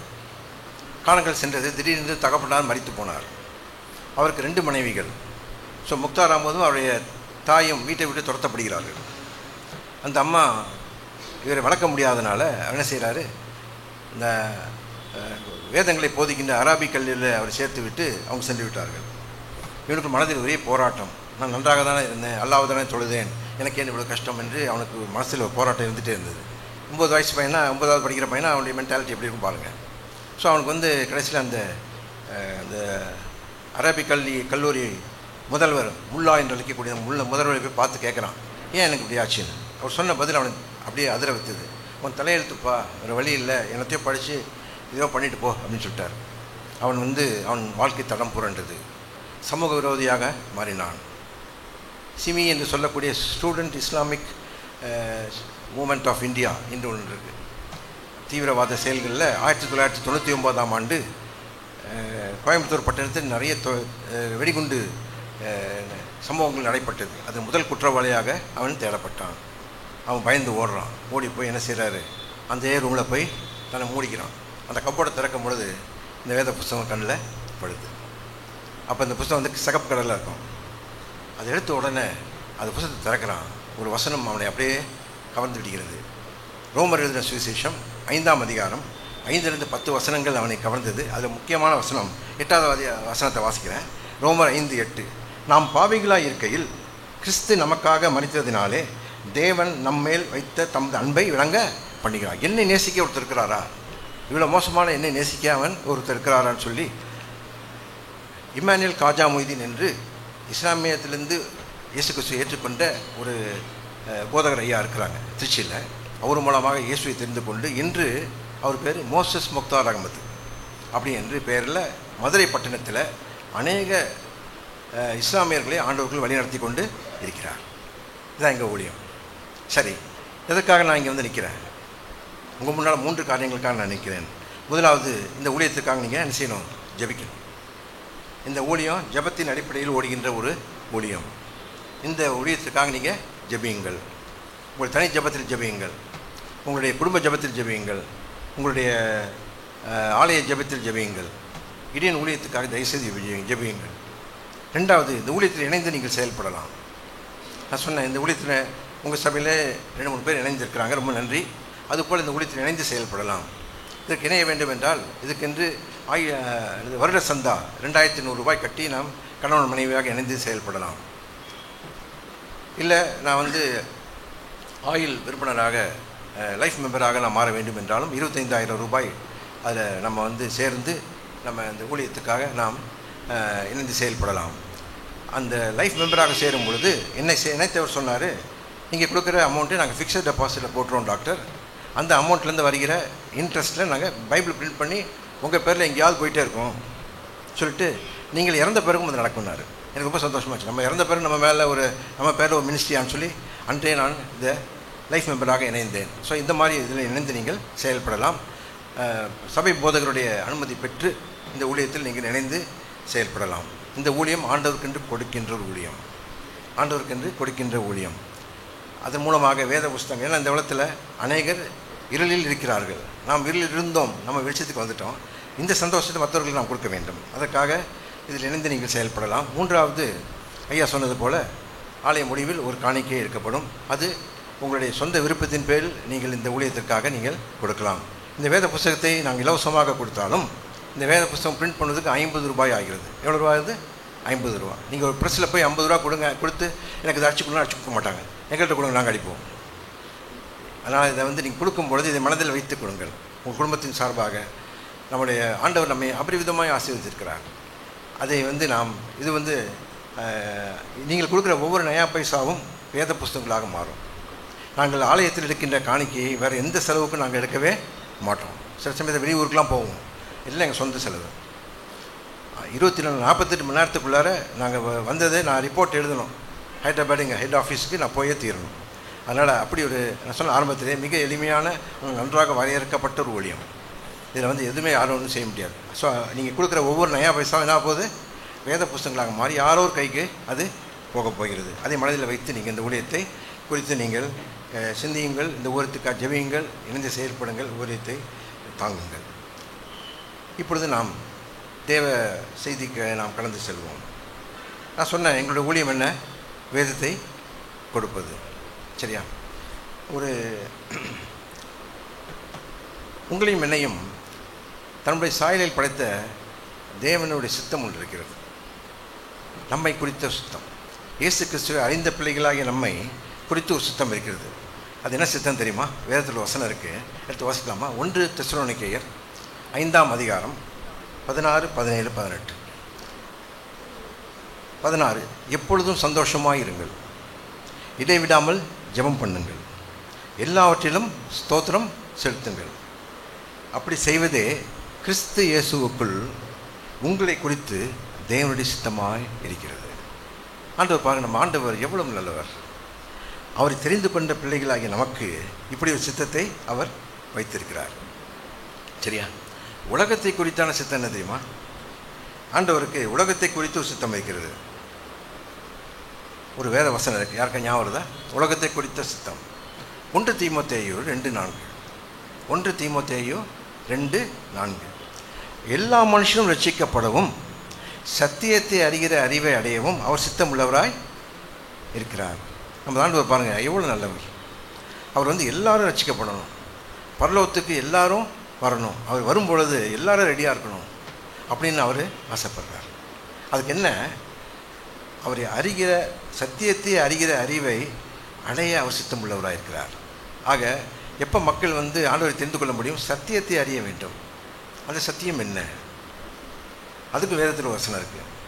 இயேசு கிறிஸ்து தன்னை காட்டிக் கொடுக்கப்படுவதற்கு முன்பாக யோவான் எழுதின சுவிசேஷம் 17ஆம் அதிகாரத்தை பார்த்தீங்கன்னா தம்முடைய சீஷர்கள்லாம் கூப்பிட்டு ஒரு பிரத்யேகமான ஜெபம் பண்ணுறாரு. ஒரு அருமையான பகுதி அது. வீட்டில் போய் வாசித்து பாருங்கள். யோவான் 17, அதில் 17ஆவது வசனம் இவ்வாறாக சொல்கிறது: உம்முடைய சத்தியத்தினாலே இவர்களை பரிசுத்தமாக்கும், உம்முடைய வசனமே சத்தியம். Very simple. எல்லாரும் சத்தியத்தை அறிகிற அறிவை அடைய வேண்டும். அந்த சத்தியம் என்ன? அவருடைய வசனமே சத்தியம். சரியா? அந்த சத்தியம் என்ன செய்கிறது என்று பார்த்தீர்கள் என்றால் அதுக்கு வசனம் இருக்குது. யோவான் எழுதின சுவிசேஷம் 8ஆம் அதிகாரம் 32ஆம் வசனத்துக்கு அப்படி திருப்புங்க. யோவான் 8:32. சத்தியத்தையும் அறிவீர்கள், சத்தியம் உங்களை விடுதலையாக்கும். ஆக அந்த இருளிலிருந்து நமக்கு விடுதலை எது கொடுக்கும்? இந்த சத்தியம்தான் கொடுக்கும். கொடுத்துட்டு அப்படியே நீங்கள் 36ஆம் வசனத்துக்கு வாங்க, 32லேருந்து 36க்கு வாங்க. ஆகையால் குமாரன் உங்களை விடுதலை ஆக்கினால் மெய்யாகவே விடுதலையாவீர்கள். இவ்வளோ பெரிய ஆசீர்வாதத்தை பெற்ற நாம் சும்மா இருக்கலாமா? நம்ம என்ன செய்யணும்? இந்த வேத புஸ்தகத்தை எல்லாருக்கும் கொடுக்கணும். உலகத்தில் அநேகர் இருளில் இருக்கிறார்கள். இப்படி ஒரு ஆண்டவர் இருக்கிறார், முயற்சி செய்து பாருங்கள் என்று நாம் கொடுக்க வேண்டும். அதுதான் ஆண்டவர் நம்மிடம் எதிர்பார்க்கிறார். வேதத்தை கொடுப்பதற்கு முன்பாக வேதத்தின் மகிமையை நாம் தெரிந்து கொள்ள வேண்டும். வேதம் சாதாரணமான புஸ்தகமா அல்ல, இது நம்முடைய வாழ்க்கை முறை. It's a rule book. நான் எப்படி வாழ வேண்டும் என்பதை நமக்கு எழுதி கையில் கொடுத்துருக்காங்க ஆண்டவர். இதில் தப்பிக்கக்கூடிய ஒரே ஆள்கை யார்? ஆதாம் ஏவாள் தான். அந்த காலத்தில் வேதம் கிடையாது. ஆனால் நம்ம தப்பிக்க முடியுமா? ஆண்டவர் பிள்ளாக நிற்கும் போது கேட்பார் ஆண்டவர், நம்ம என்ன கேட்பார் நினைக்கிறீங்க? மகனே மகளே, வேதம் படி வாழ்ந்தாயா? ரெண்டாவது கேள்வி என்ன கேட்பார்? எத்தனை பேருக்கு இன்ட்ரடியூஸ் பண்ண? 2 கேள்வி பிளண்ட்டாக நம்மளை கேட்பார். இன்றைக்கி நம்ம அழகான ஒரு பிரைஸ் அண்ட் வொர்ஷிப்பில் இருந்தோம். நம்ம 2 காரியத்துக்காக படைக்கப்பட்டிருக்கோம். ஒன்று அவரை துதிக்க, 2வது அவரை இன்ட்ரடியூஸ் பண்ண. மக்கள் அநேகர் இருளில் இருக்கிறாங்க. அவங்களுக்கு நம்ம என்ன செய்யணும்? இயேசு கிறிஸ்துவை அறிமுகப்படுத்தணும். சும்மா எனக்கு மட்டும் வேணும், என் குடும்பத்துக்கு மட்டும் வேணும், எனக்கு இது வேணும் ஆண்டவரே அப்படி கேட்குறத நிறுத்திட்டு எத்தனையோ பேர் கஷ்டத்தில் இருக்காங்க. அவங்களுக்கு நாம் இயேசு கிறிஸ்துவை அறிமுகப்படுத்த வேண்டும். சரி, இன்று வேதத்தில் ஒரு பகுதியில் இருந்து நாம் சில காரியங்களை பார்க்க போகிறோம். எபிரேயர் என்ற ஒரு பகுதி இருக்கிறது, சரியா? அது நீங்கள் வாசித்து பார்த்தீங்கன்னா ஒரு கடினமான பகுதி. நான் படிக்கும்போது யோசிப்பேன், அது கண்டிப்பாக இருக்குன்னு எச்சரிக்கிறது அப்படின்னு நான் நினச்சிட்டு இருப்பேன் அந்த பகுதியை வாசித்து பார்த்தீங்கன்னா. ஆனால் அது வேதத்தை எப்படி நாம் நடைமுறைப்படுத்த முடியும், how to practicalise the word of God என்பதை மிக தெளிவாக அதை எழுதினவர் எழுதியிருக்கிறார். யார் எழுதினா நமக்கு தெரியாது, ஆனால் அதை பற்றி நமக்கு கவலையே கிடையாது. நான் நினச்சிட்டு இருந்தது என்ன, அது ஒரு கண்டிப்பான பகுதி, அது நம்மை அறிவுரை சொல்கிற பகுதி அப்படின்னு சொல்லி நான் நினச்சிட்டு இருக்கும் பொழுது என்னுடைய எண்ணங்கள் எப்படி மாறிச்சு பார்த்தீங்கன்னா, அது நம்மை ஊக்குவிக்கின்ற ஒரு பகுதி, நமக்கு உபதேசிக்கின்ற ஒரு பகுதி. இதை மனதில் வைத்து கொண்டு நாம் பார்க்க போகிறோம். முதல் வசனத்தை எடுத்து வாசிப்போம். எபிரேயர் 13:22. எபிரேயர் 13:22. சகோதரரே, நான் சுருக்கமாய் உங்களுக்கு எழுதின இந்த புத்திமதியான வார்த்தைகளை நீங்கள் பொறுமையாய் ஏற்றுக்கொள்ளும்படி வேண்டிக் கொள்கின்றேன். என்ன அருமையான ஒரு வசனம் இது! புத்திமதியான வார்த்தைகளை நீங்கள் பொறுமையாக ஏற்றுக்கொள்ளுங்கள் என்று வேண்டிக் கொள்கிறேன்னு ஆரம்பிச்சுட்டு அவர் 5 புத்திமதிகளை இங்கே சொல்கிறார். ரொம்ப ரத்தன சுருக்கமாக நான் சொல்கிறேன். நான் உங்களுக்கு 5 புத்திமதிகள், சரியா? முதல் புத்திமதி என்னென்னா, அது முதல் 3 புத்திமதிகள் என்ன செய்யுது, நமக்கும் ஆண்டவருக்கும் உள்ள உறவில் இந்த வேதம் எப்படி வேலை செய்கிறது என்பதை சொல்கிறது. How Bible helps in the relationship between God and creator and man. உலகத்தில் அநேக உறவுகள் உண்டு. நம்ம சில வாக்கிங் போவோம், 2-3 நாள் கழிச்சு யாரோ ஒருத்தர் பார்த்து ஹலோ சொல்லிட்டு போவார், யாருன்னே தெரியாது. அது ஒரு ரிலேஷன்ஷிப், ரொம்ப close relationship, husband wife relationship. எல்லாமே நிலையற்றது, இன்றைக்கி ஒரு நாள் முடிஞ்சிடும். ஆனால் இந்த உறவு இருக்குது பாருங்கள், ஆண்டவரோடு ஏற்படுத்துகின்ற உறவு எந்த சக்தியாலும் உடைக்க முடியாது. கடைசி மூச்சு வரைக்கும் இந்த வசனத்தின் முக்கியத்துவத்தை நாம் புரிந்து கொள்ள முடியும் என்று நினைக்கின்றேன். ரட்சிப்பை பற்றி நாம் மிகவும் கவனமாக இருக்க வேண்டும். நம்ம என்ன நினைக்கிறோம், அந்த ரட்சிப்பை பற்றி எத்தனை பேர் நினைக்கிறோன்றது ஒரு சந்தேகமான ஒரு காரியம். நான் ரட்சிக்கப்பட்டவன், நான் ரட்சிக்கப்பட்டவள் என்கின்ற உணர்வு நமக்குள் இருக்க வேண்டும். இதுதான் முதல் காரியம். நாம் வேதத்தை கூர்ந்து கவனிக்கும் பொழுது நமக்குள் தோன்ற வேண்டிய ஒன்று, அந்த இன்ஸ்டிங்க்ட் என்னென்னா, I am a saved person, நான் ரட்சிக்கப்பட்டவள். அப்படி நீங்கள் முதலாவது வசனத்துக்கு வாங்க. 2வது அதிகாரம் 1வது வசனத்தில், ஆகையால் நாம் கேட்டவைகளை விட்டு விலகாதபடிக்கு அவைகள் மிகுந்த ஜாக்கிரதையாய் கவனிக்க வேண்டும். நாம் மிகுந்த ஜாக்கிரதையாய் கவனிக்க வேண்டும்.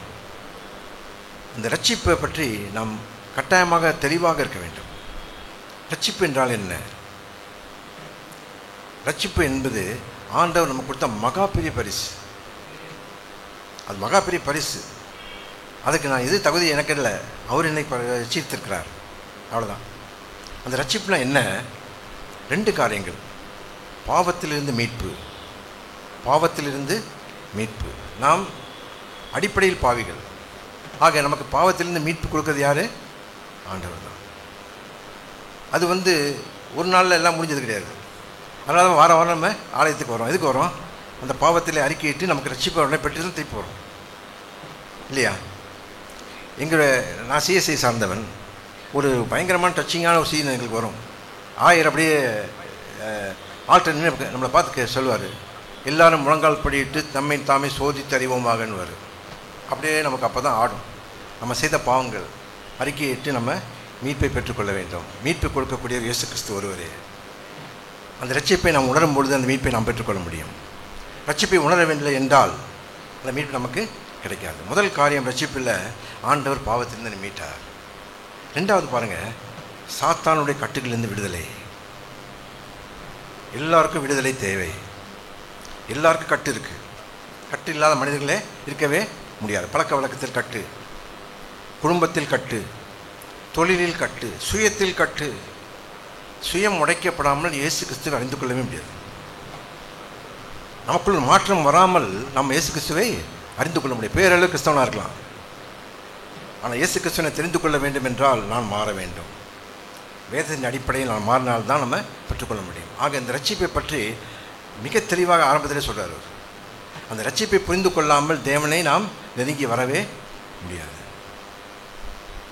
ஆக நாம் வேதத்தை படிக்கும் பொழுது, வேதத்தை நாம் தனிமையிலே படிக்கும் பொழுது, ஆலயத்தில் படிக்கும் பொழுது, சேர்ந்து படிக்கும் பொழுது கவனமாக கேட்க வேண்டும். எங்களுக்கு ஒரு பாஸ்டர் இருந்தார் சிஎஸ்சியில். அவர் என்ன செய்வார்னா, அந்த பைபிள் ரீடிங்க்கு முன்னால் அது எந்த கான்டெக்ஸ்டில் வாசிக்கிறாங்கன்றதை ரொம்ப அழகாக பேசுவார். நீங்கள் அப்படியே எழுந்துச்சி உட்காரணும். ஒரு புத்துணர்ச்சி நமக்கு வரும். ஆஹா, என்ன வாசிக்க போகிறாங்க, என்ன சொல்ல போகிற ஆண்டவர். அந்த மாதிரி நம்ம வேதத்தை கவனிக்க வேண்டும். இந்த வருடம் எங்களுடைய கன்வென்ஷன் திருச்சியில் நடந்தது. கன்வென்ஷனில் நாங்கள் கிட்டத்தட்ட ஒரு 70-75 சர்ச்சுக்கு ப்ரெசன்டேஷன் போவோம். எனக்கு ஒரு சர்ச் கொடுத்துருந்தாங்க. அங்கே போனால் அங்கே அதே மாதிரி அழகான ஒரு சர்ச்சு, கிரீன் சண்டேன்னு சொல்லி ரொம்ப அழகாக அதை ஏற்பாடு பண்ணியிருந்தார். அங்கே வேத பகுதி என்ன நினைக்கிறீங்க, சங்கீதம் 1 வாசித்தது யார் தெரியுமா? 8 வயசு ஒரு பொண்ணு, ரொம்ப அழகாக வாசிச்சு. எனக்கு என்ன அப்படியே கண்ணுக்குள்ளே நிற்கிது சொல்லிட்டு முடிச்சிச்சு ஒரு வார்த்தை. அப்படியே என் மனசுக்குள்ளே போச்சு. அவன் செய்வதெல்லாம் வாய்க்கும்னு சொல்லி அந்த மேனரிசத்தோடு சொல்லிச்சு பாருங்கள். It's so beautiful. வேதத்தை நாம் கவனிக்கும் பொழுது அது நமக்கு இருதயத்துக்குள்ளே சென்று அடையும். ஆக நாம் முதலாவது செய்ய வேண்டிய காரியம், வேதத்தை நாம் எப்படி படிக்கணும், கவனிக்க வேண்டும். we should pay attention to the word. அதுக்கு நம்ம அட்டென்ஷன் கொடுக்கலன்னா எப்படி, என்ன நினைக்கிறீங்க? ஒரு நங்கூரம் இல்லாத ஒரு படகு மாதிரி தான், அங்கே இங்கே போயிட்டு இருப்போம். சரியா? வேதத்தை படிக்கும் பொழுது ஒரு வசனங்கள் இருக்குது, அதை வாசித்துட்டு நம்ம படிக்கும் பொழுது இன்னும் பரிசுத்தாவியாக நம்மை வழி நடத்துவார். சங்கீதம் 119 ஒரு வசனம் இருக்குது, 18வது வசனம். ஐயா கூட இப்போ சொன்னாங்க, உமது வேதத்தில் உள்ள அதிசயங்களை நான் பார்க்கும்படி கண்களை திறந்தருளும் சொல்லிவிட்டு, அந்த 119ஆம் சங்கீதத்தை யார் எழுதுனா நமக்கு தெரியாது. நிறைய கான்செப்ட் இருக்குது. அதில் தாவீது ராஜா எழுதினார்னு ஒன்று இருக்குது. சரியா? தாவீது ராஜா பெரிய ராஜா. அடுத்த வசனத்தை எப்படி எழுதாரு பாருங்கள், 19ஆம் வசனம் பாருங்களேன். பூமியில் நான் பரதேசி, உமது கற்பனையில் எனக்கு மரியாதையும். பாருங்கள் என்ன அளவு தன்னை தாழ்த்தி அவருக்கு அதை படிக்கும் போது உட்காராரு பாருங்கள். இப்படி இருக்கும்போது கட்டாயமாக ஆண்டவர் என்ன செய்வார், நம்மளோட பேசுவார். ஆக வேதத்தை படிக்கும் பொழுது we should prepare. ஒன்றும் இல்லாத காரியத்துக்கு நம்ம எவ்வளோ ப்ரிப்பரேஷன் பண்ணுறோம். ஆனால் இன்று காலையில் எழுந்துச்சி உட்காந்து ஆண்டவர் என்னோட பேச போகிறார், நான் ப்ரிப்பேர் ஆகணும்னு சொல்லி நம்ம இந்த வேதத்தை வாசித்து நம்ம பண்ணும் பொழுது ஆண்டவர் நம்முடைய வாழ்க்கையில் பெரிய காரியங்களை செய்வார். முதலாவது நாம் வேத வசனங்களை கவனித்து வாசிக்க வேண்டும். ஒன்று முடிந்தது. ரெண்டாவது பாருங்கள், அது நம்பி கீழ்ப்படிய வேண்டும். we should believe and obey. நன்றாக புரிந்து கொள்ள வேண்டும், இது சாதாரண ஒரு புஸ்தகம் அல்ல, நம்மை நடைமுறைப்படுத்துகின்ற ஒரு புஸ்தகம். அது மட்டும் இல்லை, நெறி புஸ்தகம். It's a rule of it's a rule book. இப்படி தான் இருக்கணும்னு நமக்கு எழுதி கையில் கொடுத்துருக்கு. சரியா? அதை நாம் என்ன செய்யணும்? First you should believe. அதை நாம் நம்ப வேண்டும்.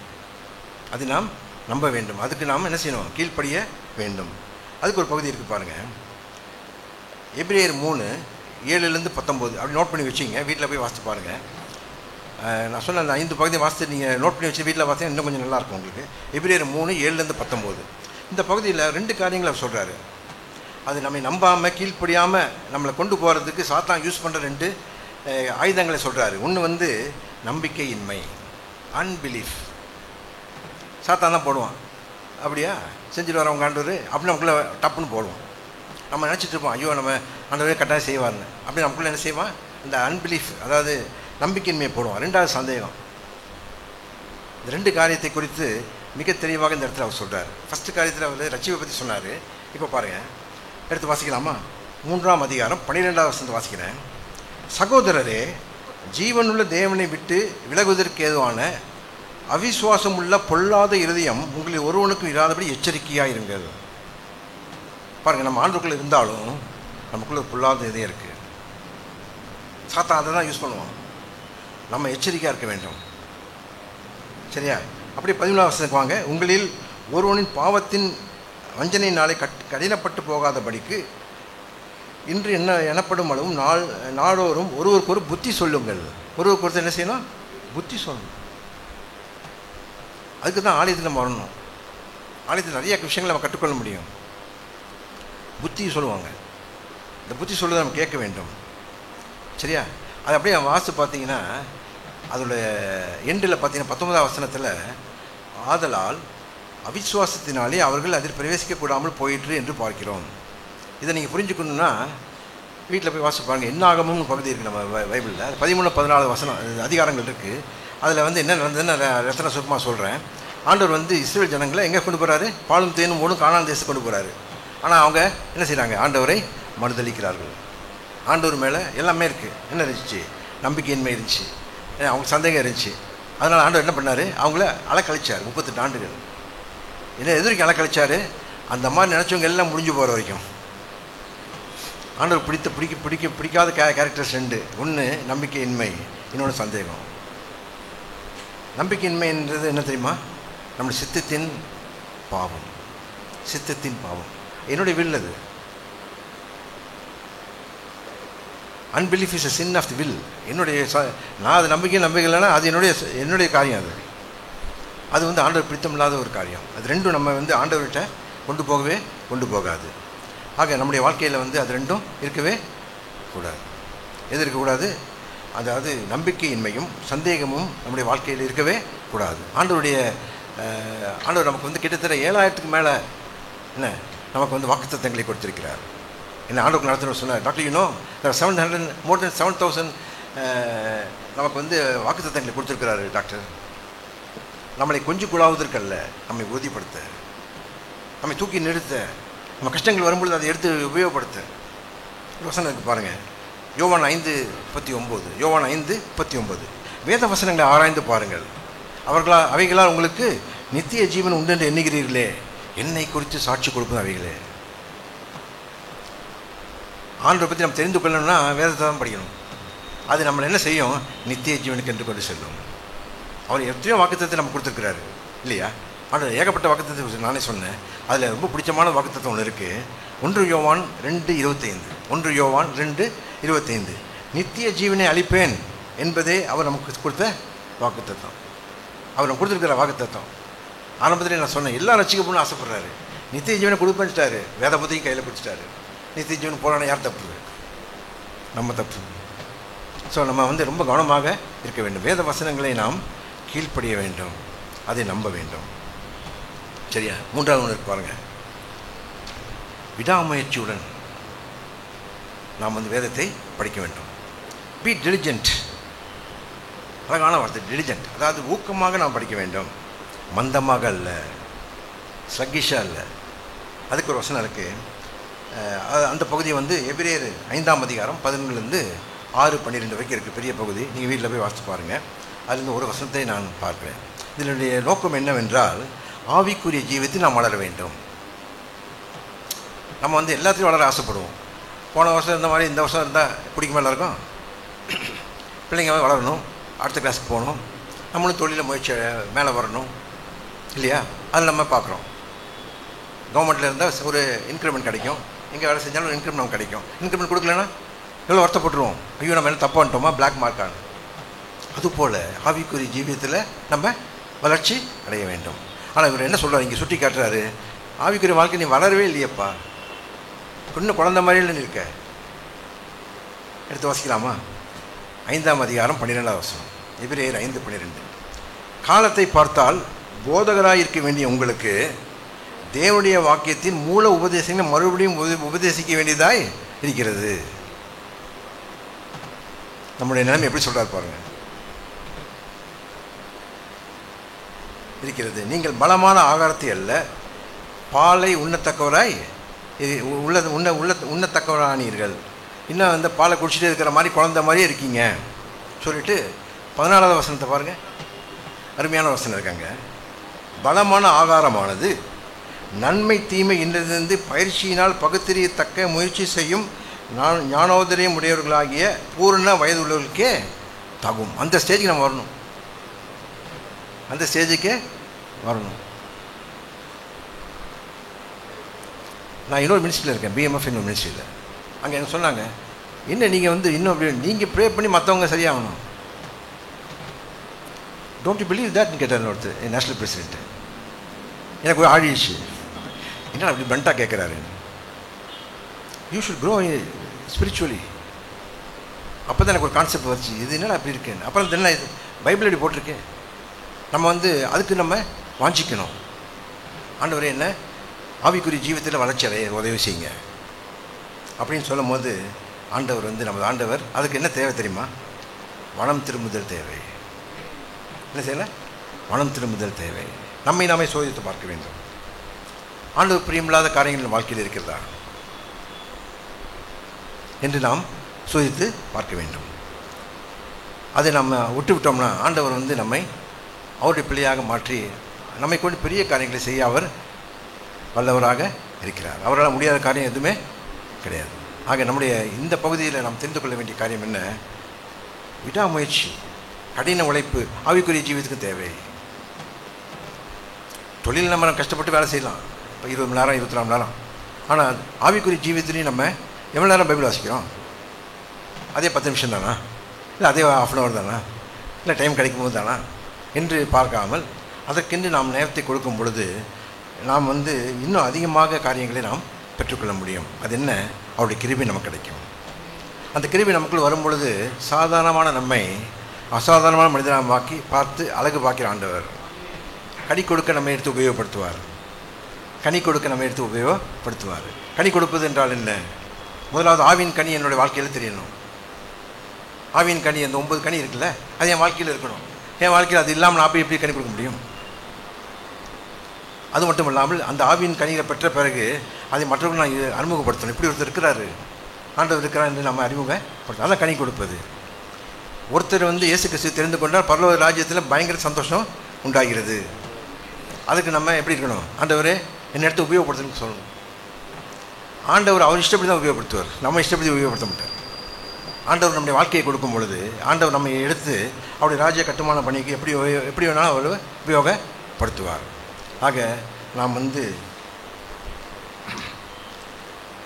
விடாமுயற்சியுடன் என்ன கடின உழைப்போடு ஆவிக்குரிய ஜீவியத்தை நம்ம முன்னேறணும். அதுக்கு நம்ம எஃபர்ட் போடணும். நம்ம எஃபர்ட் போடும்பொழுது அவருடைய கிருபை எப்பொழுதும் இருக்கும். அது ஒரு பிளெஸ்ஸிங்காக மாறும். சரி, 4வது காரியம் பாருங்கள். இதெல்லாம் நம்ம ஆண்டவர் நமக்கும் உள்ள உறவை வலுப்படுத்துகின்ற காரியங்கள். இப்பொழுது அவர் சொல்கிறாரு, நீங்கள் கொஞ்சம் கேர்ஃபுல்லாக இருக்கணும். என்ன? மரியாதைன்னு வேதத்தை படிக்கணும். சரியா? கிளர்ச்சியுடன் அல்ல. ஒரு லிங்குவிஸ்டிக் ப்ரொஃபஸர் 4 PhD வாங்கினவர். அவர் he wanted to prove Bible is wrong. என்ன பண்ணார்? பெரிய ஹோட்டலில் ரூம் எடுத்து யார் டிஸ்டர்பன்ஸும் இருக்கக்கூடாதுன்னு சொல்லி உட்காந்து படிக்க ஆரம்பித்தார். நடந்தது என்ன? 10 நாளில் வேதத்தை புரிஞ்சுக்கிட்டு வேதத்தை இப்போ அவர் பிரசங்கிட்டு இருக்கார். வேதம் அப்படிப்பட்ட ஒரு புஸ்தகம். இது 1500 ஆண்டுகள். எத்தனை வருஷங்க? 1500 அதே பொலிவோடு கொண்டிருக்கிறது. நான்லாம் மெடிக்கல் மேன் சார் வந்திருக்கிறாரு. எங்கள் புஸ்தகம்லாம் வந்த உடனே பார்த்தீங்கன்னா பயங்கர விலை இருக்கும். 2-3 வருஷம் கழித்து அந்த காலத்தில் மூர் மார்க்கெட்டுன்னு ஒன்று இருக்கும். அங்கே போனீங்கன்னா அடிமட்ட ரேட்டுக்கு வாங்கலாம். அந்த காலத்தில் 1000 ரூபா பெரிய அமௌண்ட்டு, 100 ரூபாய்க்கு கொடுப்பான். அவன்கிட்ட சண்டை போட்டு நாங்கள் 50 ரூபாய்க்குலாம் வாங்குவோம் ஒரு புஸ்தகம். வேத புஸ்தகம் அப்படி கிடையாது. அதே 1500 ஆண்டுகள் அதே பொலிவோடு அதே மாதிரி மனிதர்களை மாற்றிக்கின்ற புஸ்தகமாக இன்னும் இருக்கிற ஒரே புஸ்தகம் இதுதான். உலகத்தில் அதிகமாக விற்பனை ஆகின்ற புஸ்தகம், உலகத்தில் அநேகராக படிக்கப்படுகின்ற புஸ்தகம், அநேக வீட்டில் இருக்கிற ஒரு புஸ்தகம் இந்த வேத புஸ்தகம் தான். அப்படிப்பட்ட புஸ்தகம், சாதாரண ஒரு புஸ்தகம் அல்ல. சரி, அதனால் நம்ம வந்து வேதத்தை அதுக்குரிய மதிப்பு மரியாதை கொடுத்து நாம் படிக்க வேண்டும். அப்போ அதுக்கு நம்ம எச்சரிக்கைன்ற ஒரு வசனத்தை ஒன்று கொடுத்துருக்காரு பாருங்க. எபிரேயர் 10ஆம் அதிகாரம் 29வது வசனம். 10ஆம் அதிகாரம் நம்ம எச்சரிக்கின்ற ஒரு அதிகாரம் தான். அந்த வசனத்தில் வாசிக்க, தேவனுடைய குமாரனை காலில் கீழ் மிதித்து தன்னை பரிசுத்தம் செய்த உடன்படிக்கை இரத்தத்தை அசுத்தம் என்று எண்ணி கிருபையின் ஆவியை நிந்திக்கிறவன் எவ்வளவு கொடிதான ஆக்கினைக்கு பாத்திரனாய் இருப்பான் என்று யோசித்து பாருங்கள். Don't play with God. ஆண்டவரோடு நம்ம விளையாடக்கூடாது. ஆண்டவர் அதில் 31ஆம் வசனத்துக்கு அப்படி கீழே இறங்கி வாங்க. ஜீவனுள்ள தேவனுடைய கையில் விடுவது பயங்கரமாக இருக்கும். ஆக நாம் வேதத்தை how we handle in our life is very important. வேதத்தை மதிக்காமல் ஆண்டவர் மதிக்கவே முடியாது. சரியா? வேதத்தை நாம் எவ்வாறு உபயோகப்படுத்துகிறோம் என்பது நம்மை நாமே சோதித்து நாம் பார்க்க வேண்டும். சரியா? ஆனால் நம்ம வந்து ஒருவேளை நம்ம வந்து அவ்வளோ கேர்ஃபுல்லாக இல்லைனாலும் நமது ஆண்டவர் ரொம்ப நல்ல ஆண்டவர். அதை நாம் அறிக்கையிட்டு அவருடைய மன்னிப்பு கேட்கும் பொழுது நமது ஆண்டவர் அப்படி நம்மை அரவணைத்து அதை எப்படி படிக்கணும் அப்படின்னு நமக்கு சொல்லிக் கொடுக்குற ஆண்டவராக அவர் இருக்கிறார். ஒரு பையன், ஒரு டீனேஜ் பையன் நடந்து போயிட்டே இருக்கான். திடீர்னு காட்டுப்பகுதி வருது. உடனே அவன் பார்க்குறான், என்ன பண்ணுறதுன்னு தெரில. அவன் இயேசு கிறிஸ்து அணிந்த பையன். உடனே இயேசு ரத்தம் ஜெயம், இயேசு ரத்தம் சத்தமாக சதம்போடு பேசிட்டு ஓடிறான். ஓடி அடுத்த பக்கம் போயிட்டான். அப்பாடான். இன்னொருத்தன் போகிறான். அவன் உள்ளே போன உடனே அவன் அப்படியே உள்ளே போய் பார்க்குறான். உள்ளே போன கூலாக இருக்குது. அந்த காட்டுப்பகுதி அது பார்த்தா எல்லாம் காஞ்ச சைகையாக கீழே கிடக்கு. அது மாதிரி சரக்கு பறக்கு சரக்கு சத்தம் கேட்குது. அது ரொம்ப குதிக்கிறான், வேறு சத்தம் வருது. கிடக்கிறான், வேறு சத்தம் வருது. அது யூ வாஸ் என்ஜாயிங் தட். அப்படி பார்க்குறான், அங்கே ஒரு குருவி உட்காந்து கத்திகிட்டு இருக்கு.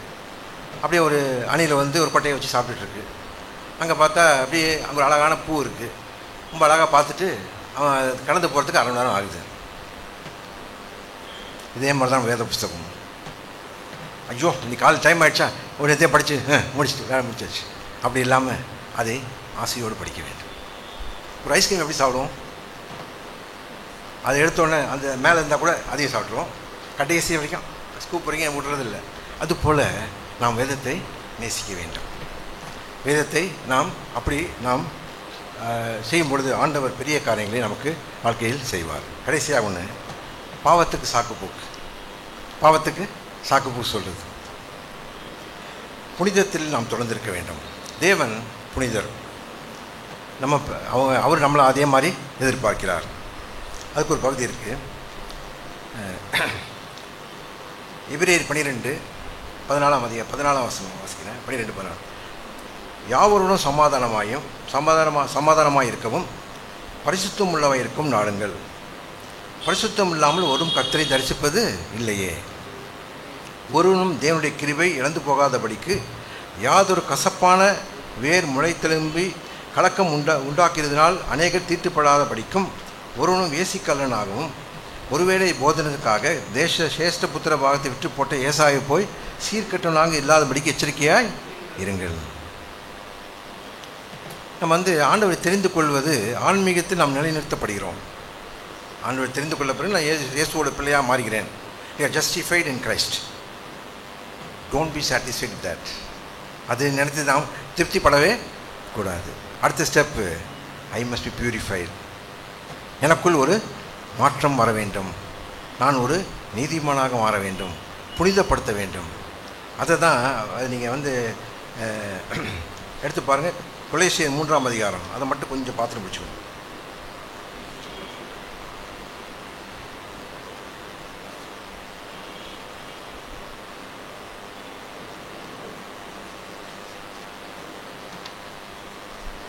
கொலோசியர் 3ஆம் அதிகாரம், அதில் வந்து அந்த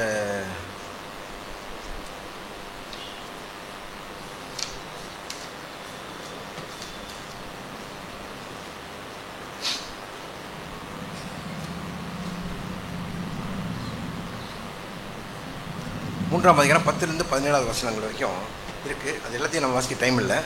சில காரியங்களை மட்டும் நான் உங்களோட பகிர்ந்து கொள்ள ஆசைப்படுகின்றேன். எடுத்துக்கிட்டிங்களா? உருக்கமான இருதயத்தையும், அதாவது அதுக்கு முன்னால் பாருங்கள் 10வது வசனம், தன்னை சிஷ்டத்தினுடைய சாயலுக்கு ஒப்பான பூர்ண அறிவை அடையும்படி புதிதாக்கப்பட்ட புதிய மனுஷனை தரித்து கொண்டிருக்கிறீர்களே. அந்த எக்ஸ்பீரியன்ஸ் நமக்கு இருக்கணும். நான் புதிய மனிதன், நான் புதிய மனுஷி. இயேசு கிறிஸ்துவை அறிந்து கொண்ட பிறகு நான் புதிய மனிதனாக மாற்றப்படுகிறேன். அது என்னவென்றால், உருக்கமான இதயத்தையும் தயவையும் மனத்தாழ்மையையும் சாந்தத்தையும் நீடிய பொறுமை தரித்து கொண்டு ஒருவரை ஒருவர் தாங்கி ஒருவரின் பேர் ஒரு குறைபாடு உண்டானால் கிறிஸ்து உங்களுக்கு மன்னித்தது போல் ஒருவருக்கு மன்னிங்கள். இவை எல்லாவற்றிலும் பூர்ண சகுனத்தின் கட்டாகி அன்பை தரித்து கொள்ளுங்கள். தெய்வ சமாதானம் உங்களில் இருப்பதாக. நன்றியுள்ளவர்களாக இருங்கள். கிறிஸ்துவின் வசனம் உங்களுக்குள்ளே சகல ஞானத்தோடும் பரிபூர்ணமாய் வாசமாய் இருப்பதாக. ஒருவருக்கு ஒரு போதித்து புத்தி சொல்லிக்கொண்டு வார்த்தையினாலாவது கிரையினாலாவது நீங்கள் எதை செய்தாலும் அதையெல்லாம் கர்த்தராகிய இயேசு கிறிஸ்துவின் நாமத்தினாலே செய்து அவர் முன்னிலையாகிய பிதாவாகிய தேவனை ஸ்தோத்திரப்படுத்துங்கள். ஆக இன்று சில காரியங்களை நான் உங்களோடு பகிர்ந்து கொண்டேன். வேதம் நமக்கு என்ன சொல்கிறது?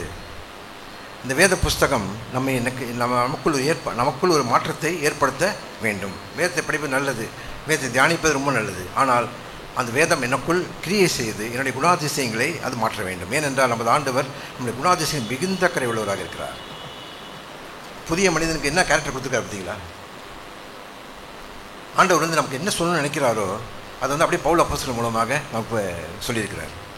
ஆக இந்த வேத புஸ்தகத்தை, இப்படிப்பட்ட வேத புஸ்தகத்தை நாம் நமக்குள் மட்டும் வைத்துக்கொள்ள கூடாது. நாம் என்ன செய்ய வேண்டும்? நம்ம எல்லாம் சேர்ந்து இந்த வேத புஸ்தகத்தை எல்லோருக்கும் கொடுக்க வேண்டும். we should propagate the word. we should propagate the word. அந்த வேலை வந்து நம்ம எல்லாருக்கும் கொடுக்கணும். அந்த வசனங்கள் சாதாரணமான வசனங்கள் அல்ல, மனிதர்களை மாற்றுகின்ற ஒரு புஸ்தகம். கடைசியாக ஒரே சாட்சி சொல்லி முடிச்சிடுறேன். எனக்கு நிறைய ரெப்ரசன்டேட்டிவ் சொல்லுவாங்க. அதில் ஒரு ரெப்ரசன்டேட்டிவ் வருவார், பெரிய நாமமாக போட்டு. ஆனால் என்னை பார்த்து பிரைஸ் தி லார்ட் டாக்டர்னு அவர். நான் அப்போ ஒன்றும் பேச மாட்டேன், பிரைஸ் தி லார்ட்னு சொல்லிட்டு ப்ரொஃபஷனலாக பேசுவோம். நாங்கள் வந்து கிறிஸ்மஸ் நியூ இயர் அன்னைக்கு ப்ரொஃப் சர்ச்சில் அந்த பைபிள் கொடுப்போம். 31st நைட்டு 31st நைட் கொடுக்கும்போது இவர் வந்தார். நான் அப்படியே தம்பி இந்த எங்கே அந்த புத்தகத்தை படிங்கன்னு சொல்லி கொடுத்தேன். ரொம்ப தேங்க்ஸ்டாக வாங்கிட்டு போயிட்டார். ஒரு 3 மாதம் 4 மாதம் இருக்கும். பார்த்தேன் அந்த இதை காணும். உள்ளே வந்துட்டு பழைய ஏற்பாடு இருக்கா உங்கள்கிட்டன்னு கேட்டார். அப்படி நான் கேட்டேன், பழைய ஏற்பாடா அப்படின்னு சொல்லிட்டு நான் வச்சுருக்கேன். ஏன்னா கேட்டவங்களுக்கு மட்டும் தான் கொடுப்பேன். புது பைபிள் ஒன்று எடுத்து அவர் பேர் எழுதி ப்ரே பண்ணி கொடுத்தேன். ரொம்ப சந்தோஷமாக வாங்கிட்டு போயிட்டார். அப்புறம் எனக்கு கான்டாக்டே இல்லை. அவர் வேறு ஏதாவது கம்பெனிக்கு போயிட்டார். 2 வருஷம் கழித்து இது போன்ற ஒரு சபைக்கு எனக்கு ஒரு அழைப்பு வந்தது ரயில் நகரில். ரொம்ப சந்தோஷமான விஷயம். அந்த சபையில் உட்கார்ந்துருந்தார். நாங்கள் செய்வது வேதத்தை கொடுப்பது மட்டும்தான், அவர்களை ஆவிக்குள் வளர்ப்பது ஐயா போன்ற ஆட்கள் தான். ரொம்ப சந்தோஷமாக எனக்கு இருந்தது. ஆக இன்னும் இந்த வேத புஸ்தகம் வேலை செய்து கொண்டே இருக்கிறது, வேலை செய்து கொண்டே இருக்கும். ஆராய்ந்து பார்க்க முடியாத பெரிய காரியங்களையும் எண்ணி பார்க்க முடியாத அதிசயங்களையும் அவர் செய்கிறார். அவர் செய்து கொண்டே இருப்பார். கண்களை முடிஞ்சு ஸ்தோத்திரம் ஆண்டவரே, ஸ்தோத்திரம் ராஜா. நீர் எவ்வளோ நல்ல ஒரு சுவாமி. ஆம் தகப்பனே, உம்மை நோக்கி பார்க்கிற பிள்ளைகளை நீர் ஒருபோதும் கலங்க விடுவது இல்லைப்பா. எஸ் ராஜா, இந்த பட்டணத்திலே ஆண்டவரே இந்த சபையை நீர் ஆசீர்வதித்து வருவதற்காக நன்றி செலுத்துகிறோம்ப்பா. எங்கள் ஊழியத்தை அதிகமாக நேசிக்கிற இந்த சபைக்காக நன்றி செலுத்துகிறோம். ஆம் தகப்பனே, நாங்கள் இணைந்து ஆண்டவரே உங்களுடைய ராஜ்யத்தை இந்த பகுதியில் கட்டுவதற்கு எங்களை எடுத்து உபயோகப்படுத்துங்க. நீங்கள் எப்படி பிரியப்படுறீங்க அப்படி உபயோகப்படுத்துங்க. உங்களுடைய நாமம் மட்டும் மகிமைப்படுத்தும். இயேசு கிறிஸ்து மூலம் வேண்டிக் கொள்கிறோம் சுவாமி. ஆமென். எங்களுக்கு இந்த அருமையான வாய்ப்பை கொடுத்த அருமை போதகர் ஐயா அவர்களுக்கும் அம்மா அவர்களுக்கும் நன்றி தெரிவித்துக்கிறேன். God bless you all. ஹல்லேலூயா. அப்படியே நம்ம எழுந்து நின்றுப்போம்மா. எழுந்து நின்று தைக்கிறோம். அந்த ஊழியத்தை நம்ம கனம் பண்ணுவோம். இந்த ஊழியத்துக்காக ஜெபியுங்கள், இந்த ஊழியத்தை செய்யுங்கள், இந்த ஊழியத்துக்காக என்ன பண்ணுங்க, கொடுங்கள். ஹல்லேலூயா. கர்த்தர் நம்மை ஆசீர்வதிப்பதற்கான ஒரு நோக்கம் என்னன்னா, கர்த்தருடைய ஊழியத்தை செய்ய, அவருடைய கிரியைகளை இந்த உலகத்தில் நடப்பிக்கும்படிக்காக. அப்போஸ்தலனாகிய பவுல் தீமோத்தேயுக்கு எழுதும்போது சொல்றார், ஐஸ்வர்யவான்களுக்கு அவர் சொல்லும்போது சொல்றாரு, நற்கிரிகளை பெருகும்படி, நற்கிரிகளில் நாம் பெருகும்படி கர்த்தர் நம்மை ஆசீர்வதிக்கிறார். எனவே இந்த ஊழியத்துக்காக நம்ம எல்லாரும் நம்ம ஜெபிப்போம். இந்த ஊழியத்துக்காக இப்போது நம்ம கொடுக்க இருக்கிறோம். கிடியன்ஸ் இங்கே முன்னாடி வந்து வேத புத்தகத்தை திறந்து அந்த ஆஃபரிங்கை வாங்கி கொள்வார்கள்.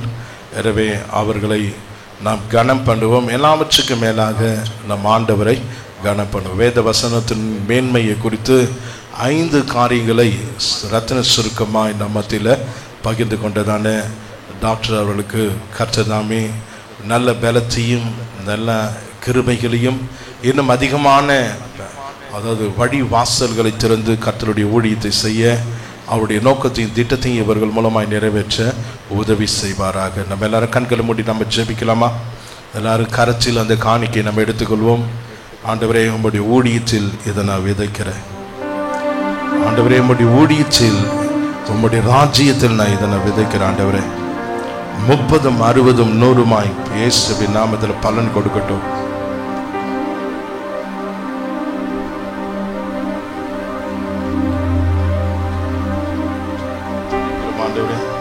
இயேசுவே, நாங்கள் சோதரிக்கிறோம். ஹல்லேலூயா, ஹல்லேலூயா, ஹல்லேலூயா. விதைக்கிறவனுக்கு விதையும் புசிக்கிறவனுக்கு ஆகாரத்தையும் தருகிறவர். இந்த காலை வேளையில் ஆண்டவரே, உம்முடைய பிள்ளைகளாகிய எங்களுக்கு விதைப்பதற்கான விதையை கொடுத்திருக்கிறீர். உம்முடைய ராஜ்யத்தில் விதைக்க கர்த்தர் எங்களுக்கு கிருபை பாராட்டி இருக்கிறீர். அதற்காக நன்றியோடு சோதரிக்கிறோம். நம்முடைய வலது கரச்சை இந்த அருமையான தேவனுடைய பிள்ளைகளுக்கு நேராய் நம்ம உயர்ச்சி இயேசுவின் நாமத்தில் இவர்களை நம்ம ஆசீர்வதிப்போம். கர்த்ததாமே இந்த ஊழியத்தை ஆசீர்வதிக்க, கர்த்ததாமே இந்த ஊழியத்தின் மூலமாய் தம்முடைய ராஜ்யத்தை ஸ்தாபிக்க விலையேற பெற்ற வார்த்தைகள் எல்லாம் மனிதருடைய கரத்தில் கடந்து செல்ல இயேசுவின் நாமத்தில் அப்பா நாங்கள் ஜெபிக்கிறோம். ஆண்டவரே, இந்த ஊழியத்துக்காக இவருடைய கரங்களை நீட்டுகிறோம். ஹல்லேலூயா. கொடுக்கிற பிள்ளைகள் எல்லாரையும் நீங்க ஆசீர்வதிங்க. இடம் கொள்ளாமல் போகத்தக்கதாக இன்னும் அதிகமாய் ஆண்டவரே உம்முடைய ராஜ்யத்தை கட்டி எழுப்பக்கூடிய கிருபைகளை ஒவ்வொருவருக்கும் நீங்க கொடுங்க. இயேசுவின் நாமத்தில் ஜெபிக்கிறோம் எங்கள் ஜீவனோட நல்ல பிதாவே, ஆமென். கர்த்தருடைய வார்த்தை குறித்த ஒரு அருமையான பாடல், சத்திய வேதம் பக்தரின் கீதம் என்கிற பாடல் எல்லாருக்கும் தெரிந்த பாடல். எனவே இந்த பாடலை நம்ம எல்லாரும் சேர்ந்து நாம் பாடுவோம். வசனத்தை குறித்ததான பாடலை பாடுவோம். அந்த பாடலை பாடும்போது முன்பதாக வந்து இந்த ஊழியத்துக்கு வேண்டிய என்னுடைய கரத்தில் ஆசிர்வதி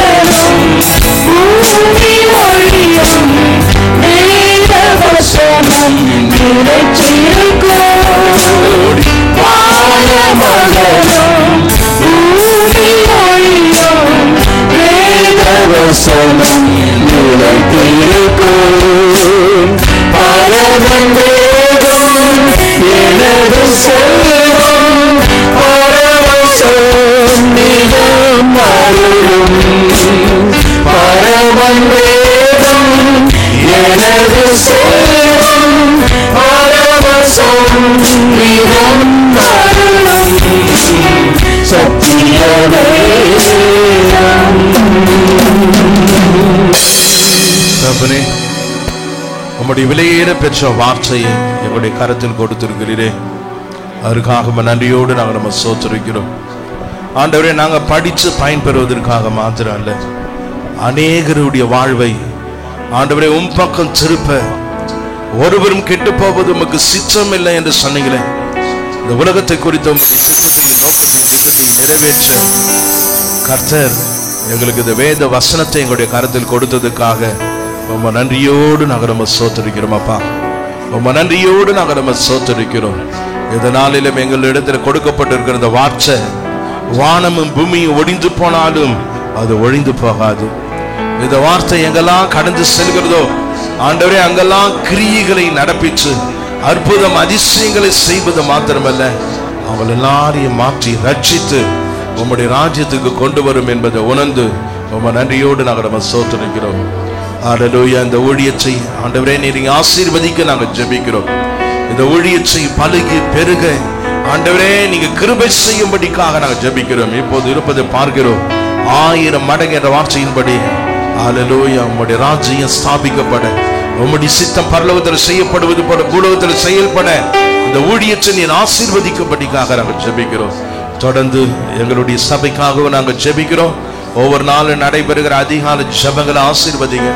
செவ்வாய்க்கிழமை தோறும் நடைபெறுகிற ஆண்டவரே பைபிள் ஸ்டடி ஆசீர்வதிங்கப்பா. ஹல்லேலூயா. வெள்ளிக்கிழமை ஆண்டவரே ஒவ்வொரு நாளிலும் ஞாயிற்றுக்கிழமை நடக்கிற ஆராதனைகளை ஆசீர்வதிங்க. ஒருவரும் கெட்டு போவது உம்முடைய சித்தம் அல்ல. நாங்கள் எல்லாரும் சேர்ந்து உம்முடைய ராஜ்யத்தை ஸ்தாபிக்க, உம்முடைய சித்தத்தை ஆண்டவரே இந்த உலகத்துல ஆண்டவரே நிலைநாட்ட ஹல்லேலூயா நீர் எங்களுக்கு கிருபை செய்யும்படிக்காக ஜெபிக்கிறோம். வந்த பிள்ளைகள் ஒவ்வொருவருக்காக சோத்தரிக்கிறோம். வரத்தவன ஒவ்வொரு பிள்ளைகளுக்காக நாங்கள் விசேஷமா ஜெபிக்கிறோம். உம்முடைய கரம் ஒவ்வொரு பிள்ளைகளோடு கூட இருக்கட்டும். இயேசுவின் நாமத்தை ஜெபிக்கிறோம் எங்கள் ஜீவனுள்ள நல்ல பிதாவே, ஆமென். என் ஆத்துமாவே கர்த்தரை சோத்திரி, என் முழுமே பரிசுத்த நாமத்தை சோத்திரி.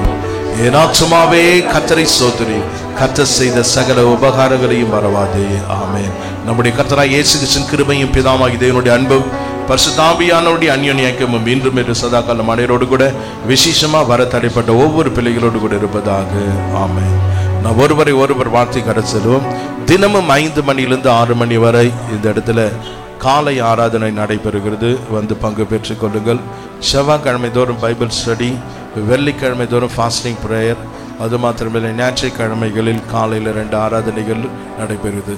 யூத் ஃபெல்லோஷிப் வருகிற வாரத்தில் நம்ம வைத்துக்கொள்ளும்.